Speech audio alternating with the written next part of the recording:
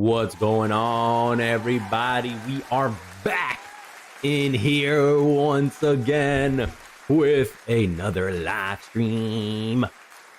Shout out to you guys for being in here, being involved, and being active on this channel. Let me go ahead and check for any audio issues. Mic check, mic check, mic check. Mic check, mic check. Sweet. Everything's looking great on all three platforms. No audio issues. Nope. We can freaking continue. Oh, yeah. Oh, my gosh. We're doing better, everybody. We're doing better. Definitely better than last week. I can hear properly out of both ears now. The fogginess is gone. Just some mucus residue is still left. We're at like 99% back to full health. I have been getting my workouts in finally. It's been great. It's great to be healthy once again. Over that lame ass sickness. Oh gosh. Holy moly.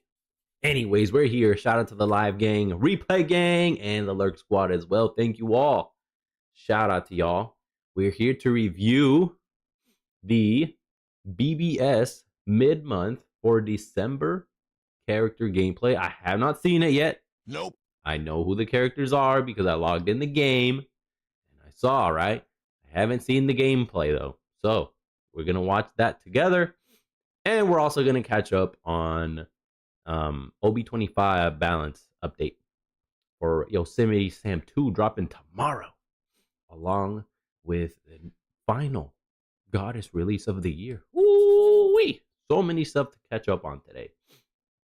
Holy moly. We're going to go ahead and get started with BBS since it's the shortest video to watch. And it's probably going to take us the least amount of time, right? And then it's the Smite 2 stuff. And that'll be it for today. Holy moly. I'm excited. I'm excited. Do you guys think it's worth summoning on this banner? I don't know. It's two dudes and one chick. Brand new Quincies though in outfits. All three of them have brand new seasonal outfits. Let's see. It's the homie Bazz-B. We didn't get much shine on him though. Oh, he has the H for the heat. I'm just looking at all these little allusions to their powers. And I like them.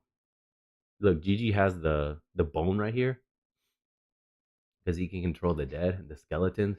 I think that's cool. The shout out right there. He's got the H for the heat. There's the little fire up. And then Meninas has a heart. Power. Where are the dumbbells though? Where are the dumbbells? I want to know. I want to see. I'm excited. I think any new seasonal characters are going to be great. Are they worth summoning for? We'll see. That's to be determined by the gameplay. Plus the character design, right? We'll see. Let's go ahead and get started with today's news catch-up day. Catch-up. He's in the little gingerbread man. He's like, this is my fate. I shall perish. Bye. Oh my goodness. All right, let's go ahead and get started. Shout out to Oliver. Thank you in advance for the video. Hello everyone. Today I'll be introducing characters from the Santa Society Crown Summons. He looks freaking crazy. Which will be releasing on the 17th of December. Oh, Bazz-B. Oh my gosh. Oh my gosh. I love the beautiful artwork right here. Look at the tree. The tree looks amazing. Got the stockings right here too. Books. Kind of reminds me of the a little bit of the Burn the Witch one. Right here. Just the vibe of it. She's like, oh, I've been caught in this risque position. Oh, look at her hair. I love the hairdo here that she's got. Quite lovely. Character in this summons is Meninas. Menina is a power. Okay. She's a red Squad Zero killer. SP character. Is she Nad though? Is she Nad? Cuddly toy delivery is her ult. Meninas passes over a stuffed toy and gives a pat on the head. causing immense damage and inflicting lacerate plus. Ooh, look at the model. What are those, like leg weights or leg warmers? Just barely even lifted up. Attribute character with squad 0 killer plus. Oh, she's got the twin tails. I thought it was just one trenza. Menina is a power attribute character with squad. Meninas. I keep saying Meninas. Nah, man. Meninas. I'm forever gonna call her Meninas. Woo! Let's go. I'm loving the design already. Hell. Her soul trait is strong attack recharge. 14 recharge W. I want her for the 14 recharge. I love 14 recharge characters. EX damage to lacerated enemies plus 40%. So her killer is like mainly for guild quests. I mean squad 0 plus. Really not gonna find any enemies like that out in the wild. Nope. So I think that's a like a throwaway. Yo, all these can be like freaking cosplays. I love it. Charge time minus 14%. I love the outfit. She also has the EX skill, EX damage to lacerated enemies plus 40%. She looks quite lovely. She is a melee, strong attack type. Ooh, another melee. I mean, that does make sense for her, though. They keep rolling out a bunch of melee characters. What the heck? So she has an EX. Everything does lacerate plus. Holy moly. Dang, man. Look at that. Woo. All right. Sprinter plus 1. Havoc 20. Character whose attacks can only inflict lacerate plus. Here's Here's a the list first of her one. innate skills and the rest of her skills. Okay, she has guard break and hit hidden enemies, so excellent for farming. Or, yeah, just taking her anywhere. Devastation 80, 14. Complete paralysis immunity. Okay. She has Frenzy plus 2. Frenzy plus 3 in Guild Quest. Okay. Debilitator 2 seconds. Dang. Okay, that's a small debilitator. I mean, she can proc it with everything, though. So there is that. I really don't like 2-second debilitators. Not much. Like, I'd rather have the medium or the large one. 5 or 7 seconds. Oh my gosh. Okay, increase status, element chance against Soul Reapers. Oh, it's just Soul Reapers in general. It's not even attribute locked in. Woo! Okay, she's gonna be proccing like a monster, like crazy. Increased melee damage, 10%. In Guild Quest 30, so she's a Guild Quest side unit then. Damage to lacerated 60. She has weakened defense built in her ult. Poise break. Oh, she's gonna be stopping the bosses from doing any freaking strong attacks. Hell yeah. Increased killer and Guild Quest. Probably like 50. Yeah. No. And she has the SP 80 boost. Okay. Now, let's see this character in action. Dropped it free on With people. damage to lacerated enemies plus 60%, status elements retrogression Ooh, that's like a ballerina kick she did there. boost plus 80%, and EX damage to lacerated enemies plus 40%, Menina can deal immense damage to enemies that she has inflicted with lacerate plus. Nice, okay. Her She second drops a strong attack tree on is a people. superior strong attack, meaning it deals more damage. Oh, her And too. EX move, super strong attack, can deal even more damage to the enemies around her. Oh my gosh. Alright, freaking ad. Alright, skip, thank you. Her soul trait, strong attack recharge time minus 14%, and EX skill, EX damage to lacerated enemies plus 40%, can be shared if she is used in the first link slot. Damn, she doesn't have any way to recover full stam. So already not a candidate for full stam damage. At least for me. At least for me. Everybody else is probably gonna give her a full stam just for more DPS. All the DPS fanatics. Oh, is this the new squad to run this guild quest? Finally, she has Squad Zero Killer Plus, a resistance to even paralysis plus thanks to a paralysis resistance of 200%. That's who does a lot of damage. Poise Break, Accept Brave Battles, and skills that enhance her performance in guild quests, such as Frenzy Plus 3 in guild quests. There's not much crowd control though. I wonder if she has melee collision. Looks like a little bit range. Immensely valuable in guild quests, especially no, it has to be melee. Zero Killer and increased melee damage rules. Yeah. Next, no crowd control though. That's what sucks. Cause see, each wave, the mobs just keep spreading out even further and further apart. And this is just wave 3. Look how far away. You can't even hit all of them with a full screen strong attack 3. Nope. Okay. I don't have this Toge. I have Bambi. I don't have Meninas yet. Not yet. Okay. And so we give her long stride and SP. I don't see she has long stride, and I'm gonna be playing as Menina, so I want to have fun, man. Cover a lot of ground, so long stride for the win. Her attacks. Here are the normal attacks. Ooh, okay, she drops a normal tree. Attacks are a string of 4 melee attacks. Oh, and a dumbbell. Yo, there's the dumbbell. That's awesome. The third string is her dropping a dumbbell, a gift wrapped dumbbell. There it is. That's awesome. I like it. There's a dumbbell. Now for the strong attacks. Ooh, is that a little goat? 1 deals damage while pushing forward. Or a bag? Oh, it's a bag. All right. She got the bag. She's got the bag. Gotta get my bag and run. Here is the second strong attack. Okay. Ooh, she's red. He's purple. Strong attack 2. And he's green. Okay. Another green Quincy. Or finally a green Quincy. They've been dropping a bunch of reds and purples and oranges and blues. Not so many greens. It's been a while since we had a green one. Rounds the character and attacks forward. It's the 960? Strong attack. So even strong, more than that, like 11 something probably. Here is the third strong attack. Full screen. This attack goes full screen. Boom, dropping the whole tree on you. Christmas tree. Finally, her special move. Cuddly Toy Delivery.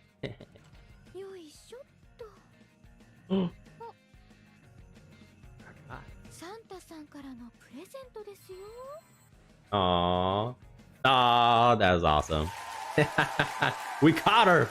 We caught her breaking and entering into the property. Only 16 health. That's a little bit. And then she gave us our Christmas gift early. And it was a effed up doll. Look at that. Half Two-Face. Oh my gosh. Hey, yo. I just went backwards. I didn't stop it there on purpose. The way it starts, man. Bottom up. Look at that. Two-Face rabbit doll. Dang, man. I wonder what's the backstory for this toy right here. Something about Santa giving you a birthday present. That's the line.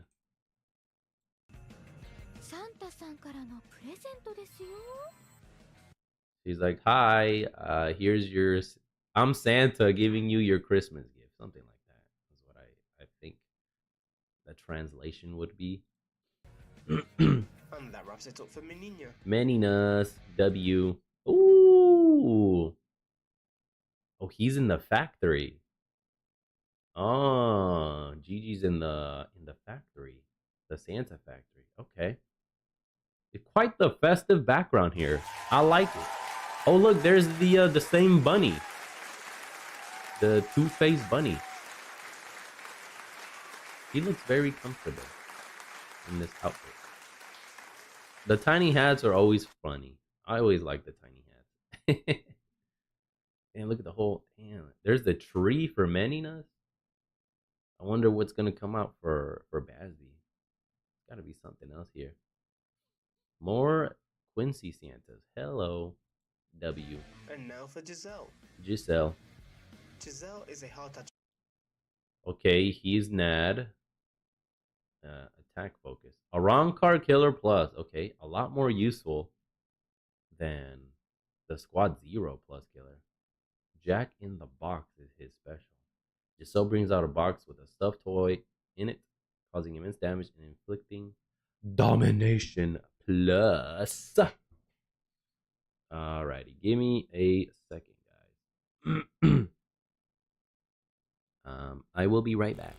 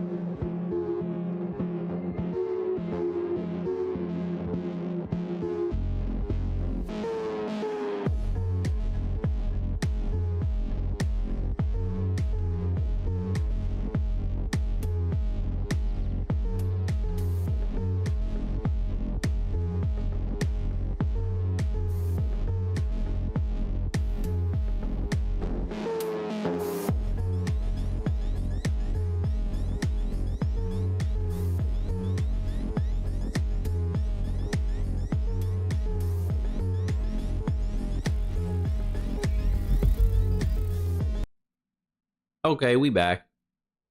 Sorry about that. I had to take an important call. All right, we are. Hi. Hello. Good morning, brother. Happy to have you here. Taking a look at Giselle's. Dominate Plus. He's only getting Dominate Plus. Okay, what's up, everybody? You're Looks like we live are live once again. We live. We live. Attribute character with a Rancor Killer Plus. Purple. Her soul trait is damage inflicted at full. He said her, man. Wrong, sir. It's a he. Hey, yo, shush! Hey, yo. Hey, yo, shush. Yeah. His EX skills are start barrier plus 10 at 5 of 5. And damage inflicted at full stam plus 20% at 5 of 5. And he has full stam 25 as Oh, hey, fam. soul trait. Okay. All right. Hello. What's up, bro? What's up? Look at the goofy ass. The goofy bunny. Stamina plus 25%. She also has the EX skills EX. He. You drop the S, man. That's a he. Does he have a way to heal up, man? Start barrier plus He has a 10, lot of EX freaking damage full inflicted stam. at full stamina plus 20%. Hmm. She also has. He does. He has a heal and then a boosted heal. Oh my god. Okay. Dominate Plus only on his special and basics. He's ranged. Okay, they're finally bringing back ranged characters. Hello. And 2 boosters. Minor boost and then now the boosted boost. The major boost. Okay, what's the healing though? I guess he's a candidate Boosting enemies defeated for bonus, full stam. Team/party, increase damage to status ailment afflicted. He has enemies more plus stuff too. Look at 20%, that. which activates after defeating 15 enemies. She is a ranged, normal attack type character whose Only normal 15? attacks and special move can inflict domination plus, while her first strong Scroll attack down, please. both provides a minor boost, her second strong attack heals, He and her throws a third strong bomb. attack provides both a major boost and heals. Okay. Here's a list of her innate skills and the rest of her skills. All right, there we go. Thank you. Oh, so only 15. Okay. Increased damage to status element afflicted enemies. This is mostly for allies. Unless he's able to proc consistently with his basic attacks. Long reach 20 sharpshooter, sprinter plus 1, bruiser 80. Okay, he's got 12 recharge internally. Full complete fire resistance. Okay, flurry plus 3. He's probably gonna be the new meta side unit or main. Yeah, probably main if you want to control the boosts. If not, side unit. Increase status element chance. Holy moly! All right. Increase that. Okay, a wrong card, so it's not even color restricted. Damage dominated 100%. Enhancer, poise, healer, medic, and booster. Okay. Is that it? Now, let's see I this think that character in is, action. yep. Her first It's just his basics that really matter. strong attack has a minor boost effect for her allies, which is amplified by booster and enhancer. Okay. It prolongs the effects for the same length as the strong attack's cooldown time, meaning she can keep the boost applied the entire time she is fighting. Yeah, look, 10-second cooldown. Plus, the healing effect of her second and third strong attack allow her to restore the stamina. 12 is the healing. And with the Hoji Kuzi, it's gonna be 24. Just about 100% heal. Of not just herself, With but just the whole the party. and a Hoji Kuzi. Her third strong attack also has a major boost with a higher effect missed the and third longer one. duration than usual, greatly Okay, let me boosting see. both the offensive and defensive capabilities of herself and her allies. What's the cooldown? But that's not all. Thanks to her enemies defeated bonus, she receives team/party, Yep. increased damage to status ailment afflicted enemies plus 20% after defeating 50 enemies. Yeah, that's easy. You allowing can get that quickly. her to also increase the firepower of her allies. Yeah. On top of the soul That's trait, gonna damage support inflicted at unit. full stamina plus 25%, She can share the EX skills, EX start barrier plus 10, and EX damage inflicted at full stamina plus 20% if she is used in the first lick slot. Yep.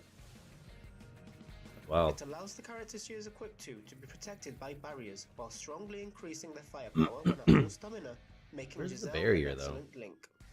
See it. Finally, Oh, there she it has is. a Rancor Killer Plus, a resistance 31 to seconds. Plus, thanks. Finally, she has a 32. 32 second cooldown. That's just base. Of 200%, and We don't even know if in this gameplay test there's any CDR attached to them. Normal damage output. No, These help to no ensure crowd she control either, though. Nope. That's two non-crowd control having ability characters. shines as a non-controlled character in guild quests with Pure a Rancor DPS. Killer and increased range damage rules. Some utility. No crowd control though. Next, let's look more closely What's an at her assembly line? attacks. It's on the one. Here are the normal attacks. During the presence. Her normal attacks are a string of 4 ranged attacks. Okay. Then the box opens up and the bunny attacks you. Now for the strong attacks. Oh, the assembly line. Okay. Strong attack 1 deals damage And a line. Okay, that looks cool. straight ahead. This attack also provides a boost. Hey, Here let's is go. the second strong attack. What's a with the 960? Strong attack 2 surrounds the character and attacks forward. Yeah. It also the heals. 961. Here is the third strong attack. Full screen. Strong attack 3 deals damage around the character. No. This Almost a full screen. Attack provides a boost and a healing effect. Ooh, it looks like a full Finally, screen. her But special it's move. not. Jack in the Box. Crazy. It's alive! It's alive! The bunny is alive! Oh my gosh. Burn it! Burn it with fire! Heinz, get the flamethrower. And now for Bazz-B. Oh, that was Giselle. Okay. Giselle gameplay. Alright. Sweet. 2 boosters. They keep doing that with these Quincy characters too. They did that with the Christmas Grammy last year too. By the way, this is the second Christmas banner in a row. And then we still have Christmas end of the month. Is that going to be Christmas again? 3 Christmas banners this year? Holy moly. Versatile for Giselle. Okay. Keep doing And that. now for Bazz-B. The double booster thing. Alright, Bazz-B gameplay. He appears to be in the same warehouse as Gigi. Okay. Oh, he's got a overall. Okay. Looking cool. Oh, his Santa hat is embedded into his hoodie. Oh, that's awesome. I like that. He's probably transferring all of the wrapped up gifts to the sleigh. The Santa sleigh. Okay. Cool. I like it. Very festive. I like the white. The white pops out a lot with the red. Excellent color palette choice here. I like it. Bazz-B is a technique attribute character. Alright, he's SP! Soul Reaper Killer. Present Packer. Bazz-B loads up the presents, causing immense damage and inflicting burn plus. Alright, so he's gonna be a PvE. Hello. With Soul Reaper Killer. He's got the bag too. Speed droplets plus 10 is his EX skill. At 5 of 5, you get plus 10. Soul traits. Ooh, 2 soul traits. Blue potions plus 5 and blue droplets plus 17. He's just a farming character. Huh. Okay. A His soul farming traits character. are speed Damn. link slot potions plus 5 and speed droplet plus 17%. Yeah, got a bunch of He badges. also has the EX skill, EX speed droplets plus 10. I like him. Cool. He is a ranged, strong attack type character whose Hey, okay. Finally, another range strong attack. attacks can all inflict burn plus. Burn plus. What's his debilitator? Here's a list of his innate skills and the rest of his skills. Okay, he's got Sharpshooter, Havoc 20, Sprinter +1, Berserker 80, Devastation 80, internal cooldown of 12 recharge. All status element resistance is 50% because they doubled it to 200 now, so 100 is technically 50%. Speed potion +15. Increase speed droplet 47%. Frenzy +2. He's just a farming character. And team party increase green attribute character strong attack damage 20%. Oh, you can add him as just a as a side unit. He's kind of like, he's got like the Mugetsu remake one. Oh, and the Akon, he has that one too. I think Hanataro too, I'm not sure. Team party increase green attribute character special move damage 30%. Team party increase green character damage to status element affected enemies 30%. And SP 80. No debilitator. Now, let's... Nope, none at all. Nope. Probably just like the 1 second base one, or 1 or 2 seconds, whatever the base one is. see this character That's a in little action. lame.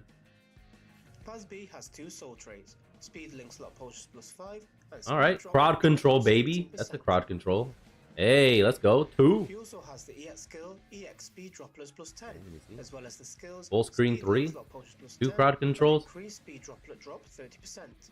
Yeah, 2 crowd control abilities These and make him incredibly valuable in screen one. quests where you can get your hands on Oh, yeah, speed let's link go. slot potions or speed droplers. Thanks to Frenzy +2, He's gonna be an excellent increased support. strong attack damage +80%. and You know, speed if they speed actually gave him support, more supporty stuff other than just farming kit skills, he would be the best supporter. Because he has 2 crowd control abilities right here. And then the full screen DPS. I think that's excellent for supports. Having as a guild quest side unit. bridge The other rush 2 don't plus have that. 80%, He's primed to deal huge damage to his enemies.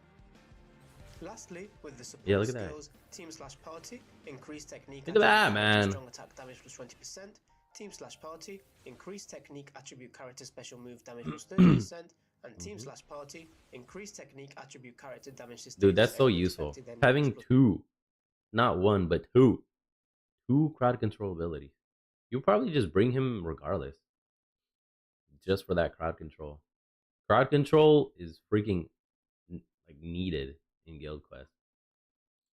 Like, don't 30%, sleep on it. Don't skip Bazz-B out on truly shines alongside technique characters it. in co-op quests and epic raids. Here he is. Yep.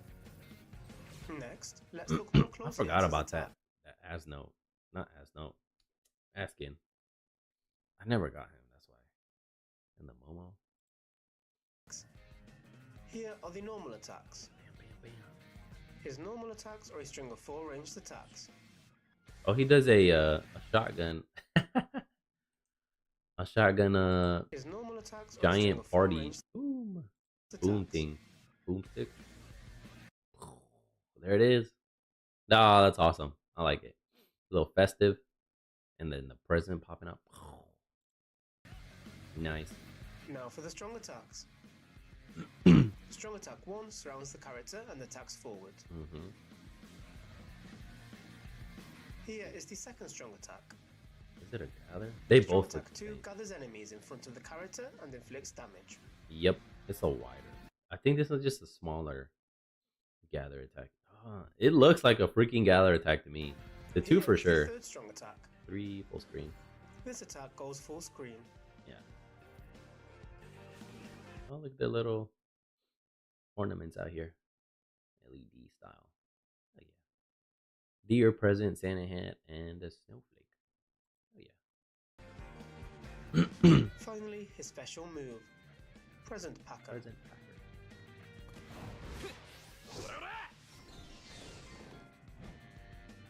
Oh, I was right. Oh my gosh. He was transferring the packages to the freaking sleigh, dog. I haven't even seen this yet. Nope. Oh my gosh, this is all uncut, all raw, natural. So then Lil Toto and Grammy are the ones driving the sleigh. See ya, and he has his little snap. And they're opposite for Oh Bazz-B. shit, let's go. And W banner. the character intro for the Santa Society Crown Summons lively. Hell yeah. As already mentioned, this summon will be available from the 17th of December, so check it out when it In comes 2 out. days. See you next time. Bye. Bye, Oliver. Bye. Thank you, Oliver. Oh my gosh, that was awesome. So, I think who has the best kit? Probably many. Although support wise, with all the boosts, GG. Crowd control wise, Bazz-B, because they don't have any crowd control at all. Nope. And they're primarily like guild quest characters, which is funny because he's just a farming potion and droplet character, and he got some crowd control, and these two are guild quest leaning and didn't really get any freaking crowd control. Nope. Just like DPS and team DPS. Double heal, yep. Menina's pose may be the best of all the Christmas summons. On this one, there's still the Rukia one, the original blue one, brother. That one's the best one so far. Doing the way she's like, "Oh, you caught me." The way her freaking special is freaking hilarious. It starts in, you're like, what? Huh? Who are you?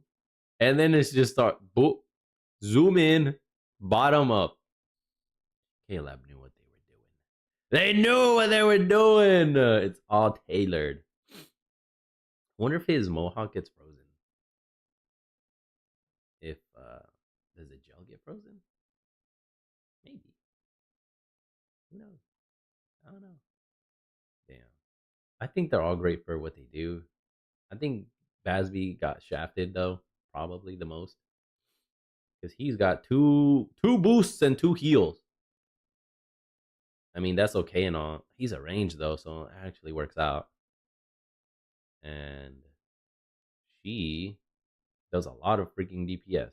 Dominate. She does lacerate on everything. Holy moly.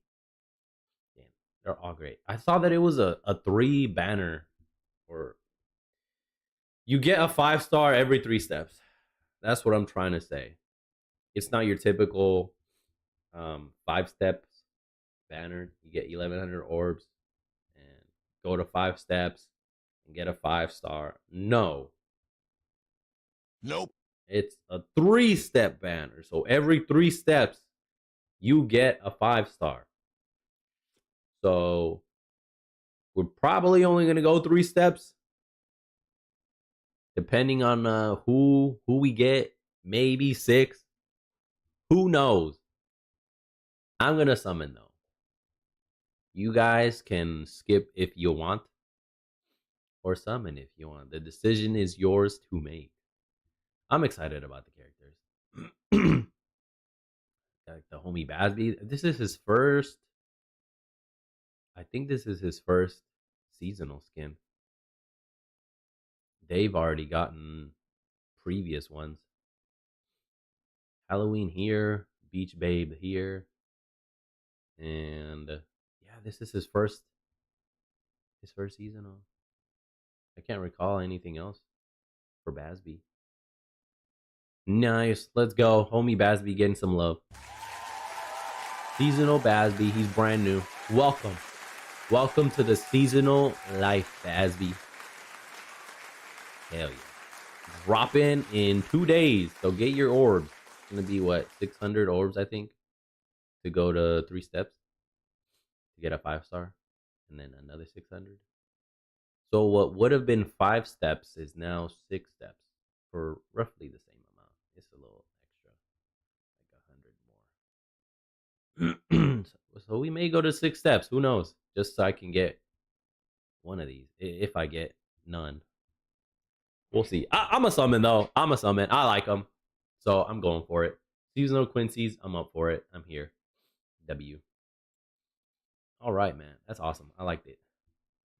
We can transfer over to some Yosemite Sam 2. Let's see. Where's the artwork? Oh my gosh, her artwork. This is her artwork. Oh my gosh. They know what they're doing. Okay, where is GG's? His artwork right here. Who has the best artwork? 1, 2, or Bazz-B right here. Right here we go. 3. Oh my god. Alright. Alright. Since you're already playing. Oh my gosh. Alright, we're moving on. Frick you ads. Alright, we're going next. You all decide who has the best one. Alright, we're jumping on OB25 balance. Okay. Boom. Alright. WBBS. BBS portion is now over. We're switching over to another game. It's going to take us the rest of the stream. Let's see what these balances have in store for us. I think I have almost 1,200 orbs. So I have enough to go to step 6. Wow, which would be like 5. Pseudo 5. Oh, it wasn't much. Bunch of Q&As from like here on. This is going to be a smaller one though. They did say it was a smaller patch because of the holidays and everything. So we won't be really seeing much. Just about 20 minutes. 20 minutes of them showing what's going to be balanced, quote unquote. And then just talk about it. All right, cool. Let's go ahead and jump into it. Good afternoon, and welcome in to Good morning. Another Titan Talk. It's Friday, and we're joined by Pompon. It's Monday. Pon, how you doing? It's been a while since I actually someone used that full name. It just came in my head, and I'm like, wait, yeah. But Pod's going to be joining us to go over OB25 balance overview today. Obviously, this isn't the full notes, and things may change, but already, Pon, we've got some kind of feedback from PTS that we've been adjusting to things as well, yeah? Yeah. Do we crack on, Kilgood? Is there anything else to mention? No, let's just go for it. Oh, okay. Yeah. Straight into the show today. Jumping right on in. As a minor thing, I should just mention real quick, the notes are going to be available for you. The early overview notes are going to be available on smiteprime.com. So if you head over to smiteprime.com, you should be able to find these notes as well for your viewing pleasure as we get along with this. Let's bring up the screen. Hopefully this works. Yay. Okay.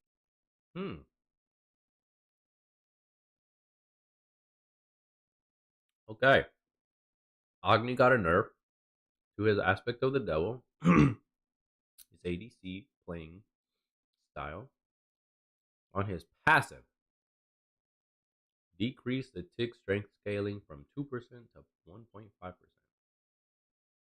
And decreased burst per level scaling from 10 to 5. On her got a buff. On his 1, increased damage. That's just base on her, not aspect.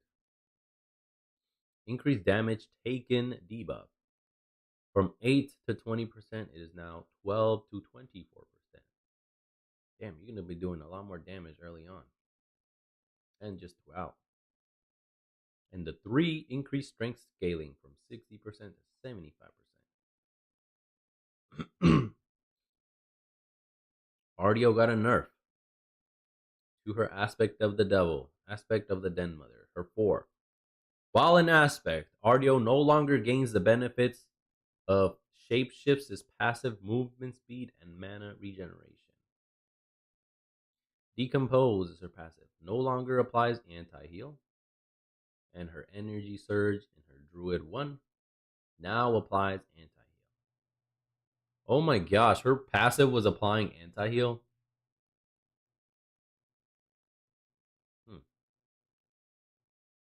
didn't really play. Not in Conquest. I didn't play her aspect. I tried it out in Arena and I was dogged. I was bad. Let's not go into that. Okay, so Explain yourself. We've got balance of what we're going to be seeing as part of OB25. And first thing on the list here is an agony nerf to the aspect of combustion. Decrease the tick strength from 2% to 1.5%, decrease the burst level, scaling from 10 to 5. Just a small nerf there, I guess, towards the aspect. Yeah, we normalized the aspect so it wasn't so crazy early game, Yeah. which ended up us shifting it to be even a little bit stronger late game. That helped it a lot, but it just needs a little bit more tuning down. And her next up with a buff as well for shifting sands, increase the damage taken debuff. Was 8 to 20, is now 12 to 24. So going to help that out with a little bit of extra damage coming from that. And then disperse the More increase damage the to strength ADC. scaling from 60% to 75%. So if you do land on people and use this aggressively or on camps, you're going to clear a little bit quicker. Yeah, especially if you now like land someone with a disperse into the shifting sands pillar, man, that's gonna hurt a lot more now. Next up, RTO. Obviously, RTO newer release to the to the roster that's currently live, and it seems we're going to see a couple of nerfs coming through here towards some of RTO. So, aspect of the Den Mother specifically, the Shapeshift, the ultimate, while in aspect RTO no longer gains the benefit of Shapeshift's passive movement speed and mana regeneration. Yeah, aspect doing pretty well, better than her base kit overall, and this is just a lot really? of power that. For the ultimate now actually doing something doesn't really need to be there. Before the ultimate was just a swap that then kind of gave some passive stats to help out. Yeah. Doesn't really make sense so much on the aspect anymore. So been shifted away on the aspect version. Decompose, the passive no longer applies anti-heal anymore. And Energy Surge, the Druid 1, now applies anti-heal. So a bit of a shift there, Yeah. I guess, in terms of like how that anti-heal is applied. Not just Yeah. accidental hit by any ability, get anti-healed. Now it's a little bit more intentional in the kit. Yep. So there's the Energy Surge. And then More Prey was the final thing on the RTO one as well. On the Bear, now applies anti-heal as well, just to go more into active. with the Decomposer. No, ice is cold. Got a nerf. For 3, decrease silence. No! Oh my gosh, man. Decrease the silence duration from 1.5 seconds to 1 second. And then her aspect, the 1, decrease heal scaling, 6% protections to 5% protections. Boo! Support's getting some hate. Support style characters. Man, that sucks. Now she's gonna be in the same ballpark as everybody else. That's kind of lame. Although I understand it. It's quite annoying to play against. Having this long, drawn out CC of just being able to do nothing. The CC lock she had was really, really long. That's why I like playing her in support. When they didn't ban her. Damn. Now she's being brought down to the same level as all the other, like 1 second CC having characters. Let's give ADCs more damage though. Woohoo! Yay! Hoon Boss got a nerf. In general, fixed an issue where his basic attacks were doing 5 more damage than intended. What?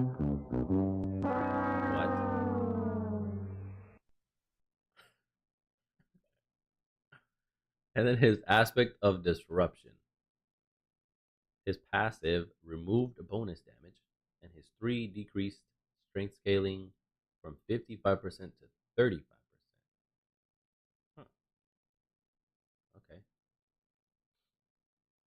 So he won't be doing that much more damage from the 3 in aspect mode. I think the 2 is like the most critical part about it. The stun, it's massive. Jormusi! He got a shift. He's now classified as a ranged character. Because of his breath attack. Interesting. I want to see what they So had next to on say the about list, that. a nerf to dispel magic. The silence duration has been reduced. It was 1.5 seconds. It's now going down to a flat 1 This is second. after we increased the cooldown on this ability in the last Yeah. update. So it's a good ability. Yeah, Is it's really good. An aspect of the Life Warden, the Wing Gust decreased the heal scaling from 6% of protections to 5% of protection. So really just a look at the support aspect there, trying to Yeah. reduce the amount of CC spring. Yeah, both versions are strong. Aspect is generally stronger. Yep. The Dispel Magic targets both, and then we have one's targeted the Aspect.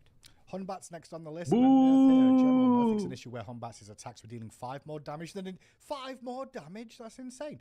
Aspect of disruption now. Crazy. Infused strikes remove the bonus damage, and the sacred monkey decreased strength scaling from 55% to 35%. Money. It's actually Money's really on funny his because I actually mind. know how that issue happened with the 5 more damage, and that actually is a non-trivial amount of power at like level 1 to 3. Like, Yeah.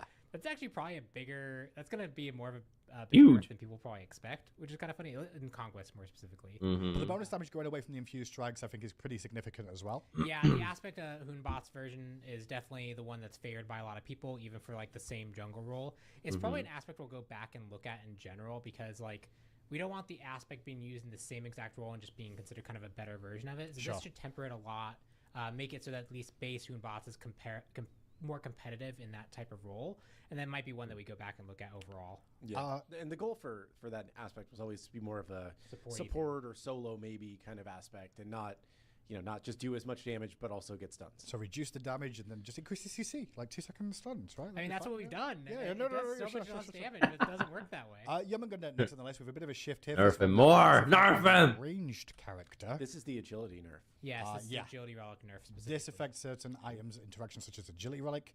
And note Yarmangun's movements. All right, you guys, you're about to watch 180 seconds of ads. Don't forget you can use your Prime sub to skip through them. Was already set to ranged on release. Yeah. What is this BS, man? What the f is this? What is this BS? What is this? Oh my gosh. Okay. Loki getting a buff? Hey, yo, somebody boo this buff. Mulan getting a nerf? Hey, yo, somebody boo that. Thor getting a buff? Hey, yo, somebody boo that. Oh my gosh, man. Why are these assassins and DPSers getting so much love? While all the frontliners and tanks are getting just hated on. That's some BS, man. Loki's buff, Vanish 1. Increased strength scaling per tick. 15% to 20%. Agonizing Visions. Increased damage per tick. 13 to 33 is now 20 to 40. More damage. Yay. Let's nerf Ice's Cold, though. That 3, it lasts way too long. Mulan, her 3. Decreased protections from 25 to 35 is now 15 to 35. And removed movement speed from mastery bonus.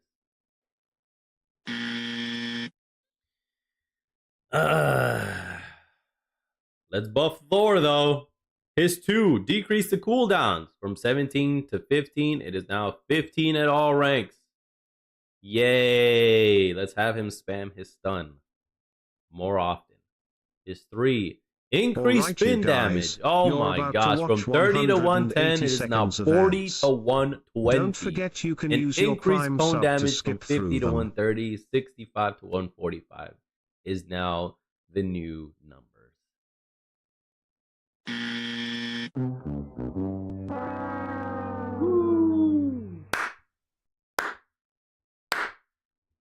You know what we needed? We needed assassins and DPSers to do more damage. As if they already weren't doing enough damage. Nope. Let's give them more damage. While at the same time, let's go ahead and cap the knees of these support players and characters. God dang it, man. They're just making one role way OP and nerfing the hell out of the other. If you're gonna make everything OP, just make everything OP, man. Holy moly.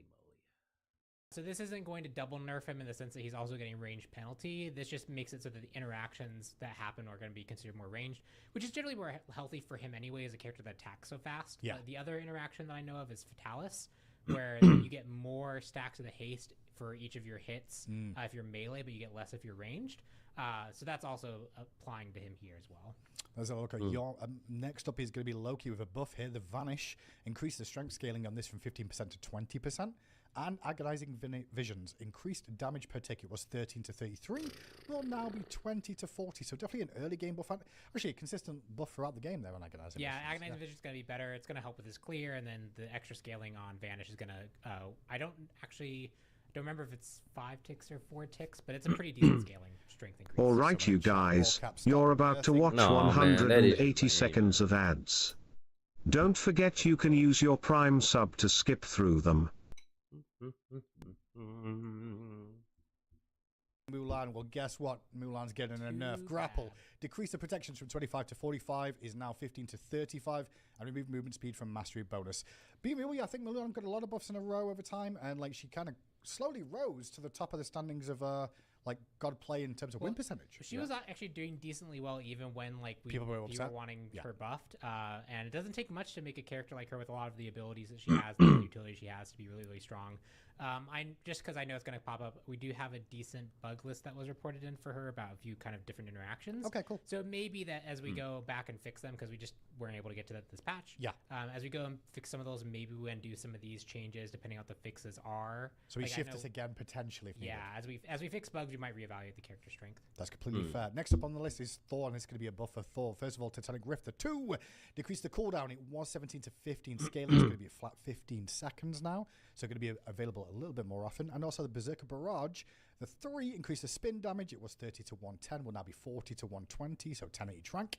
And increase the cone damage. It was 50 to 130. Will now be 65 to 145. So it looks like 15 on that. So extra damage for Thor and more reliable CC more often. Yep. And then next up is Tsukiyomi.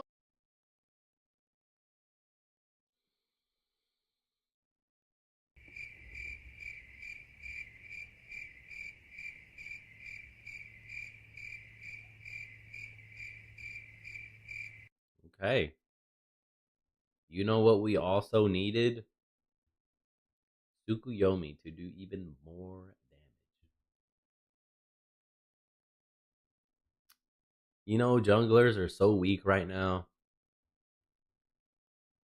They're able to 1v9, and yet that's not enough. Nope. They need... Oh, let me go ahead and adjust this over here. Make this conspicuous. Or inconspicuous. Bam. Okay, there we go. Yep, junglers, they can 1v9. They already do a lot of damage. You know what? It's not enough, though. Nope. They need to be able to single-handedly win the game at all points of the game. Supports are too strong. Let's go ahead and nerf them. They can't be stronger than junglers. Nope. That would ruin the game. Let's make ADCs stronger too. Shibalanke also getting a buff on his 1. Increased base damage on his branching bola from 50 to 150 is now 70 to 150. So he's going to be doing more damage early game. As if he already didn't hurt a lot to begin with. And his scaling went up. 35% strength and 55% intelligence. It is now 45% strength and 65% intelligence on his 1. So you know what? We nerfed his dot damage. Let's bring him back up on his 1. His enhanced basic attack damage. Let's go ahead and do that.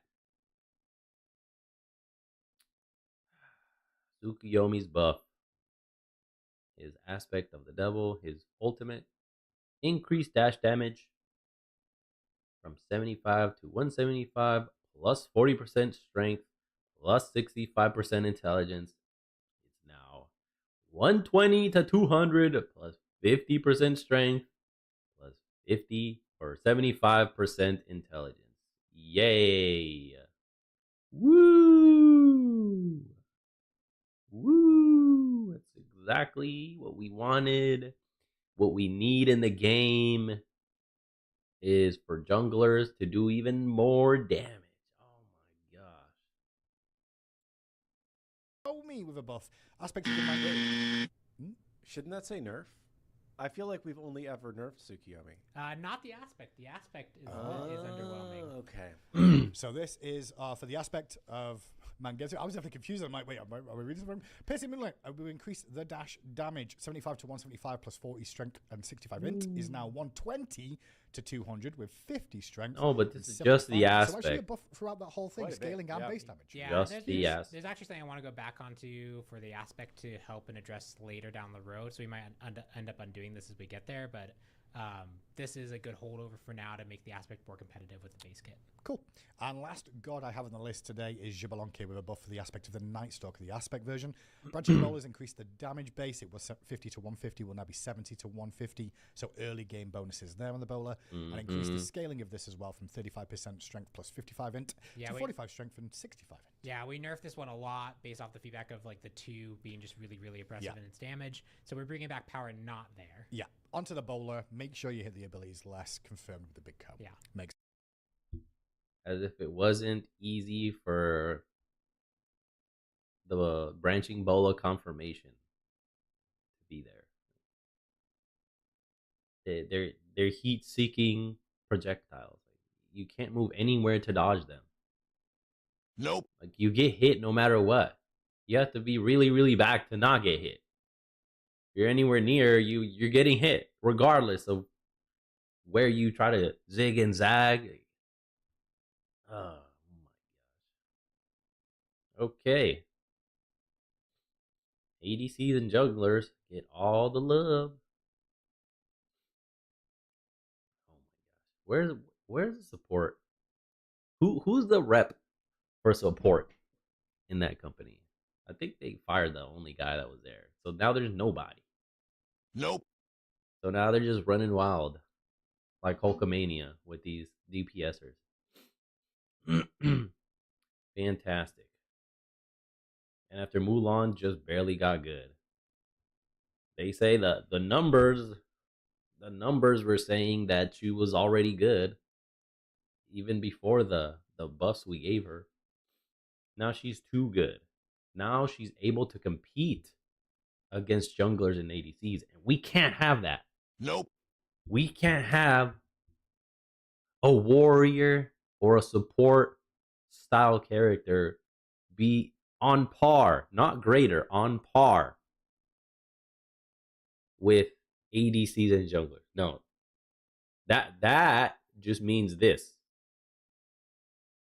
When things are even, it's as if it's this. When we're right here. Junglers and ADCs, they do so much damage. And you have to get so much as a support just to be able to even survive. And sometimes it's still not enough. Nope. So when things finally become, bam, on par, like, oh, no, we can't have that. They're too strong. They're too strong. We got to bring them back down. They need to know their place. They need to know their role and shut their mouth. They need to not be as good as us. Nope. Nah, man. That's too much. They can't be on par with our DPSers. They need to be below.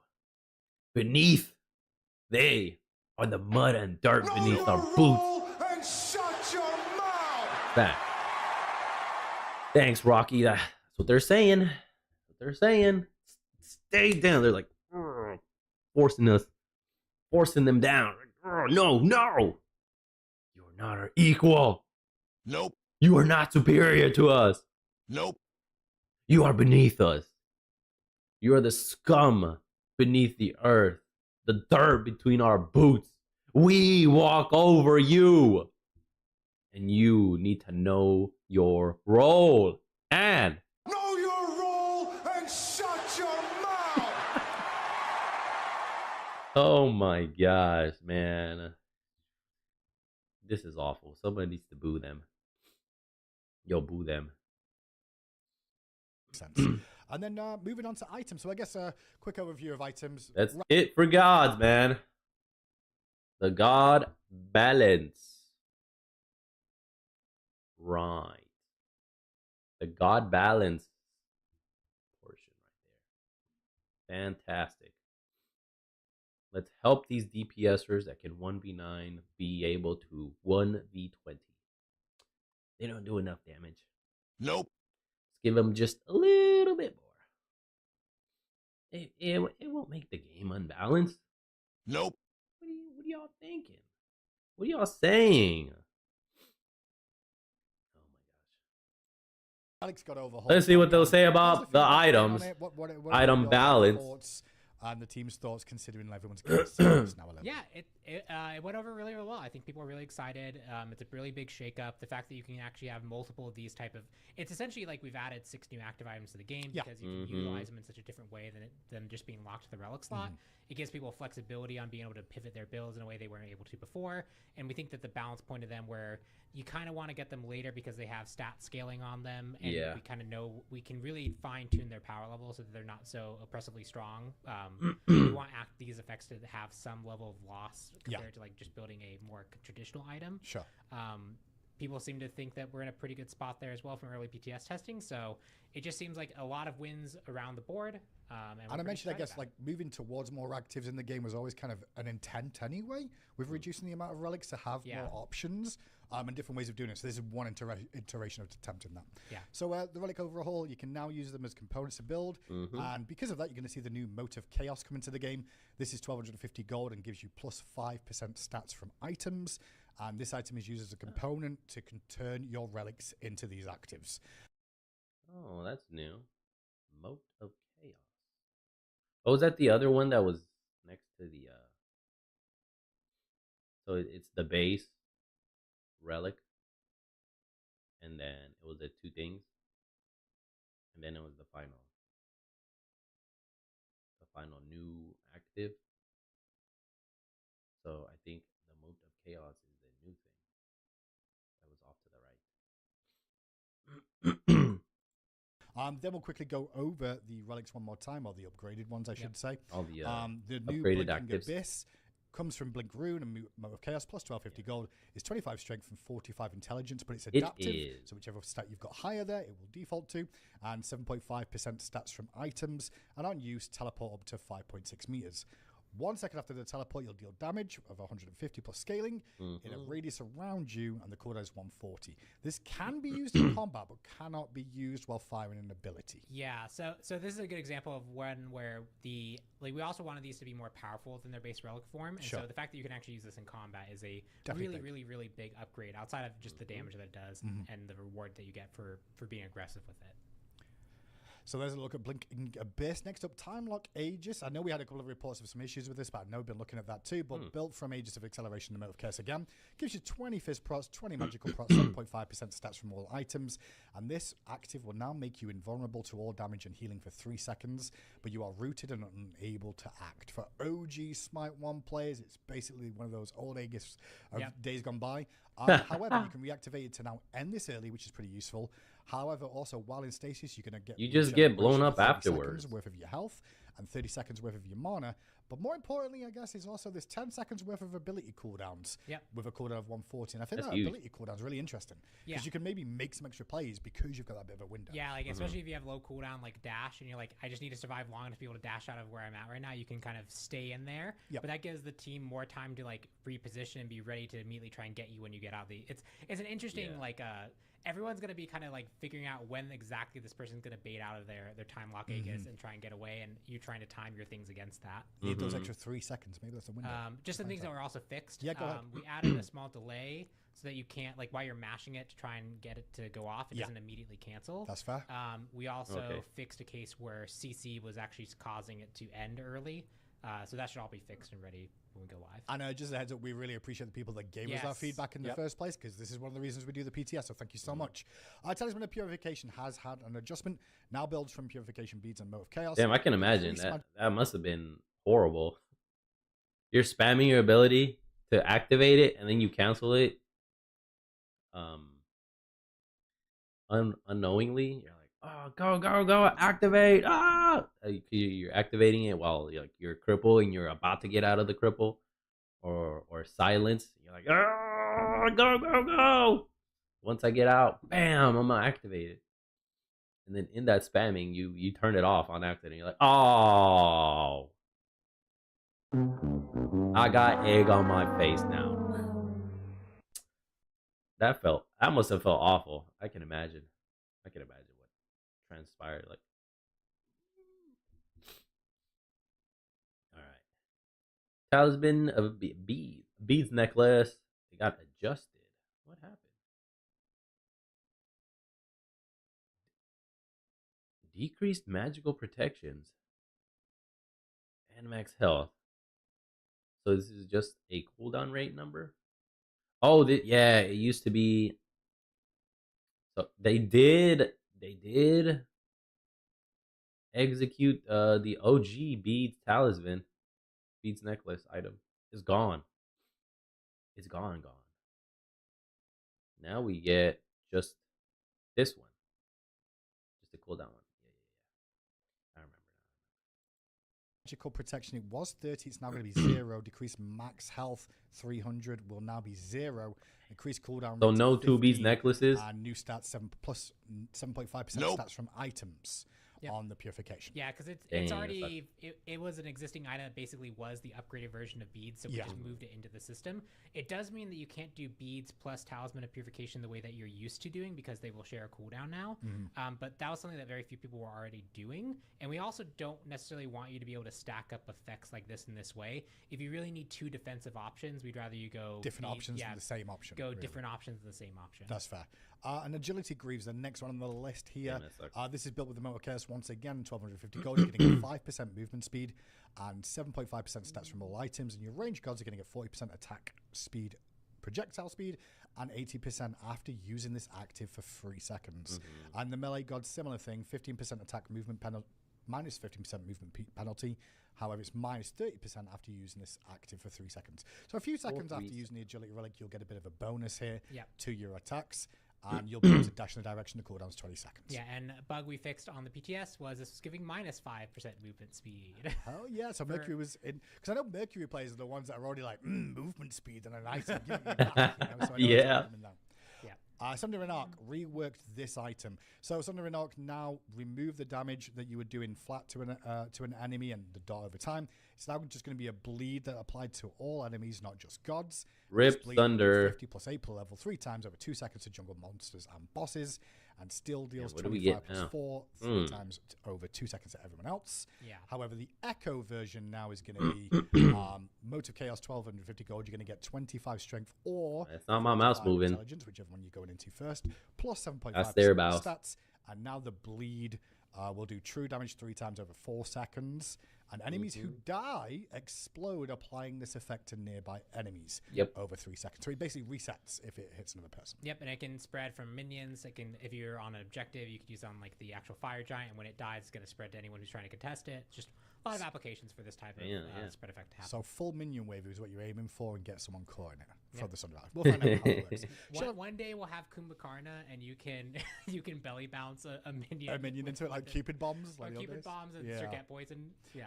Shell Rebuke is another new one here as well. This is going to be built from Mote of Chaos and 1250 gold once again. 20 fizz procs, 20 magical procs, 7.5% stats from items. And this will create an area of safety at your location, granting a shield phantom effect to allied gods when they first touch the area. The area mitigates 35% of all damage. That area is pretty potent for 35%. up to a maximum of 400 plus 50 per level damage. Glad there's a cap on that. Last 5 seconds and cooldown of 120. I guess the other thing that's not really mentioned in that is if people... Oh, there's a new item, Ragnarok's Wake. Yeah. As well. Yep. And then next up, a new item in the game, Ragnarok's Wake. A lot of people already talking about this one a lot. Builds from Medal of Defense, and 900 gold. So 2 Medal of Defense is there. And this will give you 250 health and 45 physical protections. On use, you can choose a target location after channeling for 2 seconds, become a meteor and fly to that location, dealing heavy damage and knocking enemies straight up upon impact. Cooldown is 140 seconds. Oh my goodness. Lifebinder got a nerf. Regrowth Shoes got a nerf. Scepter of Dominion got a buff. And Spear of Negacion got a nerf. I just started building this item. That sucks. This item is super useful. I'm gonna start building it more. Probably won't notice anything because I never built it before. So I won't feel this. 10 magical protection reduction. Maybe. Who knows? We'll see though. We'll see. They decrease the intelligence on Lifebinder. See how this is gonna perform now. By 20. Woo. That's a lot. Significant. Yeah. This is the most wild one that a lot of people have looked at and gone, wait, what? Yeah, it's really potent. It's really cool to use too. Yeah, and I guess the question is like, this is going to be something that's always iterated on as time goes on, right? The Jade Scepter. See how it performs and yeah, and we even fix some things. So like, for example, you could use other abilities like casting this. That actually got people into broken states, so we fixed that so that is no longer the case. That wasn't our intent anyway. Yeah. We also made it so that, which isn't on here, but I just submitted it, which is if you get interrupted out of it, it will go on a short 4-second cooldown. Awesome. Okay. So that cool. like if you're just constantly spamming it to try and get out of a fight, it's going to be a lot easier for people to interrupt you, and then you're not going to be able to just immediately use it again. It should be useful if you find the opportunity to get away with it. Cool. Yeah. But we really want you engaging with this more. I agree. I think that's the best way of doing it, especially with just so you know, guys, I definitely was the one complaining about that where it needs some sort of ICD, and I'm the one using it. I'll show you a little clip later, by the way. I do also, it is a little funny just because people mention it, Serderol. Yeah. Serderol is a bit different because you can actually control your landing. Yeah, but and I think a lot of it is just for a lot of people, I think. Right? Like, yeah. Because functionally, all this is a very long build-up leap that just happens to go very high. Looks cool. Looks cool. If I had made this a watery wind effect that launched you up in the air and you kind of landed on a bubble, I don't know if people would be making the same comparison, but Serderol is still very different in its functionality and its power and everything like that. So it also doesn't mean Surtur's happening because it is just a build-up leap. We haven't built out any new tech. It'd be the most basic Surtur ever if we just threw that result and called it a day. You know? Jade Scepter is getting a rework. We've removed the current active from Jade Damn, Scepter. so no Surtur then. Away from you. Nope. This is now going to be a deployable that you place a Jade current at a target location, and after 1 second it'll erupt, knocking away any god in the area, including allies. Bit like Bomb, to be honest, from Pyromancer, if anything, in terms of the knockaway. Next up, big one on the list, Lifebinder. Obviously, this got a lot of changes, but we're going to be lowering the intelligence down from 60 to 40. A lot of people said, like, when we did that shift, we gave it more intelligence to make it worthwhile, but people are still finding it too potent. Yep, yeah, we wanted to shift it away from, I think we largely resolved a lot of its early, like, level 1, like, how much it could control the laning phase. I think supports are, in general, a bit more healthy now that it doesn't feel like it's so dominant in the role, but it's still too overutilized, still overwhelming. Number one item. Reduced intelligence here is going to hit it pretty hard. Regrowth Striders as well is going to lose 5% of its, 5 of its cooldown rate. It was 15, it's now going down to 10. Still a great item, lots of mobility from it, and I don't think it's going to change much, but having a little less cooldown. Oh, that sucks. More in line. Yep. Scepter of Dominion as well, having a small buff here, even though it can be frustrating for some in some regards in terms of the windup, but now the decreased build-up time, it was 1.5 seconds, will now be a flat second, so a bit easier to deploy in that area. And I believe the last on the list is Sphere of Negation, which is a nerf. Decrease the magical protections from this item, 70 down to 60. Yeah, Sphere of Negation actually went to... So I have like a query that I can run that weighs how much this item impacted the win rate of the game. And Sphere of Negation actually ended up being the top performer after the changes because... an easy way to think about it as an item is that shield is max health. So now imagine that item and just read it, the amount of health that you have, and 15% of it's max health, and that's the stat that's on the item. Yeah. That happens to get more and more health if you have a longer and longer window fight happen. Yep. And just the amount of stats in that regard that it's providing is really, really, really high. potent. So we wanted to make sure that it felt strong because we were drastically changing it and giving it a whole new passive, but overall it is too effective at mitigating magical damage right now. Well, there's a little look at the balance overview. Obviously, there's a ton more that's going on in the patch we kind of covered on Wednesday. However, Oh no, magic dealers can't do damage. No. Oh no, the world will end if these DPSers can't DPS. And I don't know, maybe it's the players, because even in my games, I'm like, hello? DPSers? Are you there? Hello, paging DPSers? The most OP characters right now? Where is your DPS? I'm not seeing it. Nope. What's going on here? And then in other games, I see it blatantly on the enemy team. Like not on my team. My team is like, just twiddling their thumbs. Enemy team goes ham though. You can clearly see their DPS like right there, quite evident. Maybe it's the teams that I get placed in. Maybe that's the issue, or maybe it is me. Maybe I'm the issue. I am the common denominator though, so I guess I have to be the issue. full notes will be available next week, just before release. However, if you want to look at those overview notes once again, they're available on Smite Prime, where you can go over and take a look there. I did have, Pon, you don't know about this, but I did clip that little Ragnarok's Wake situation that I had happen today, if you remember.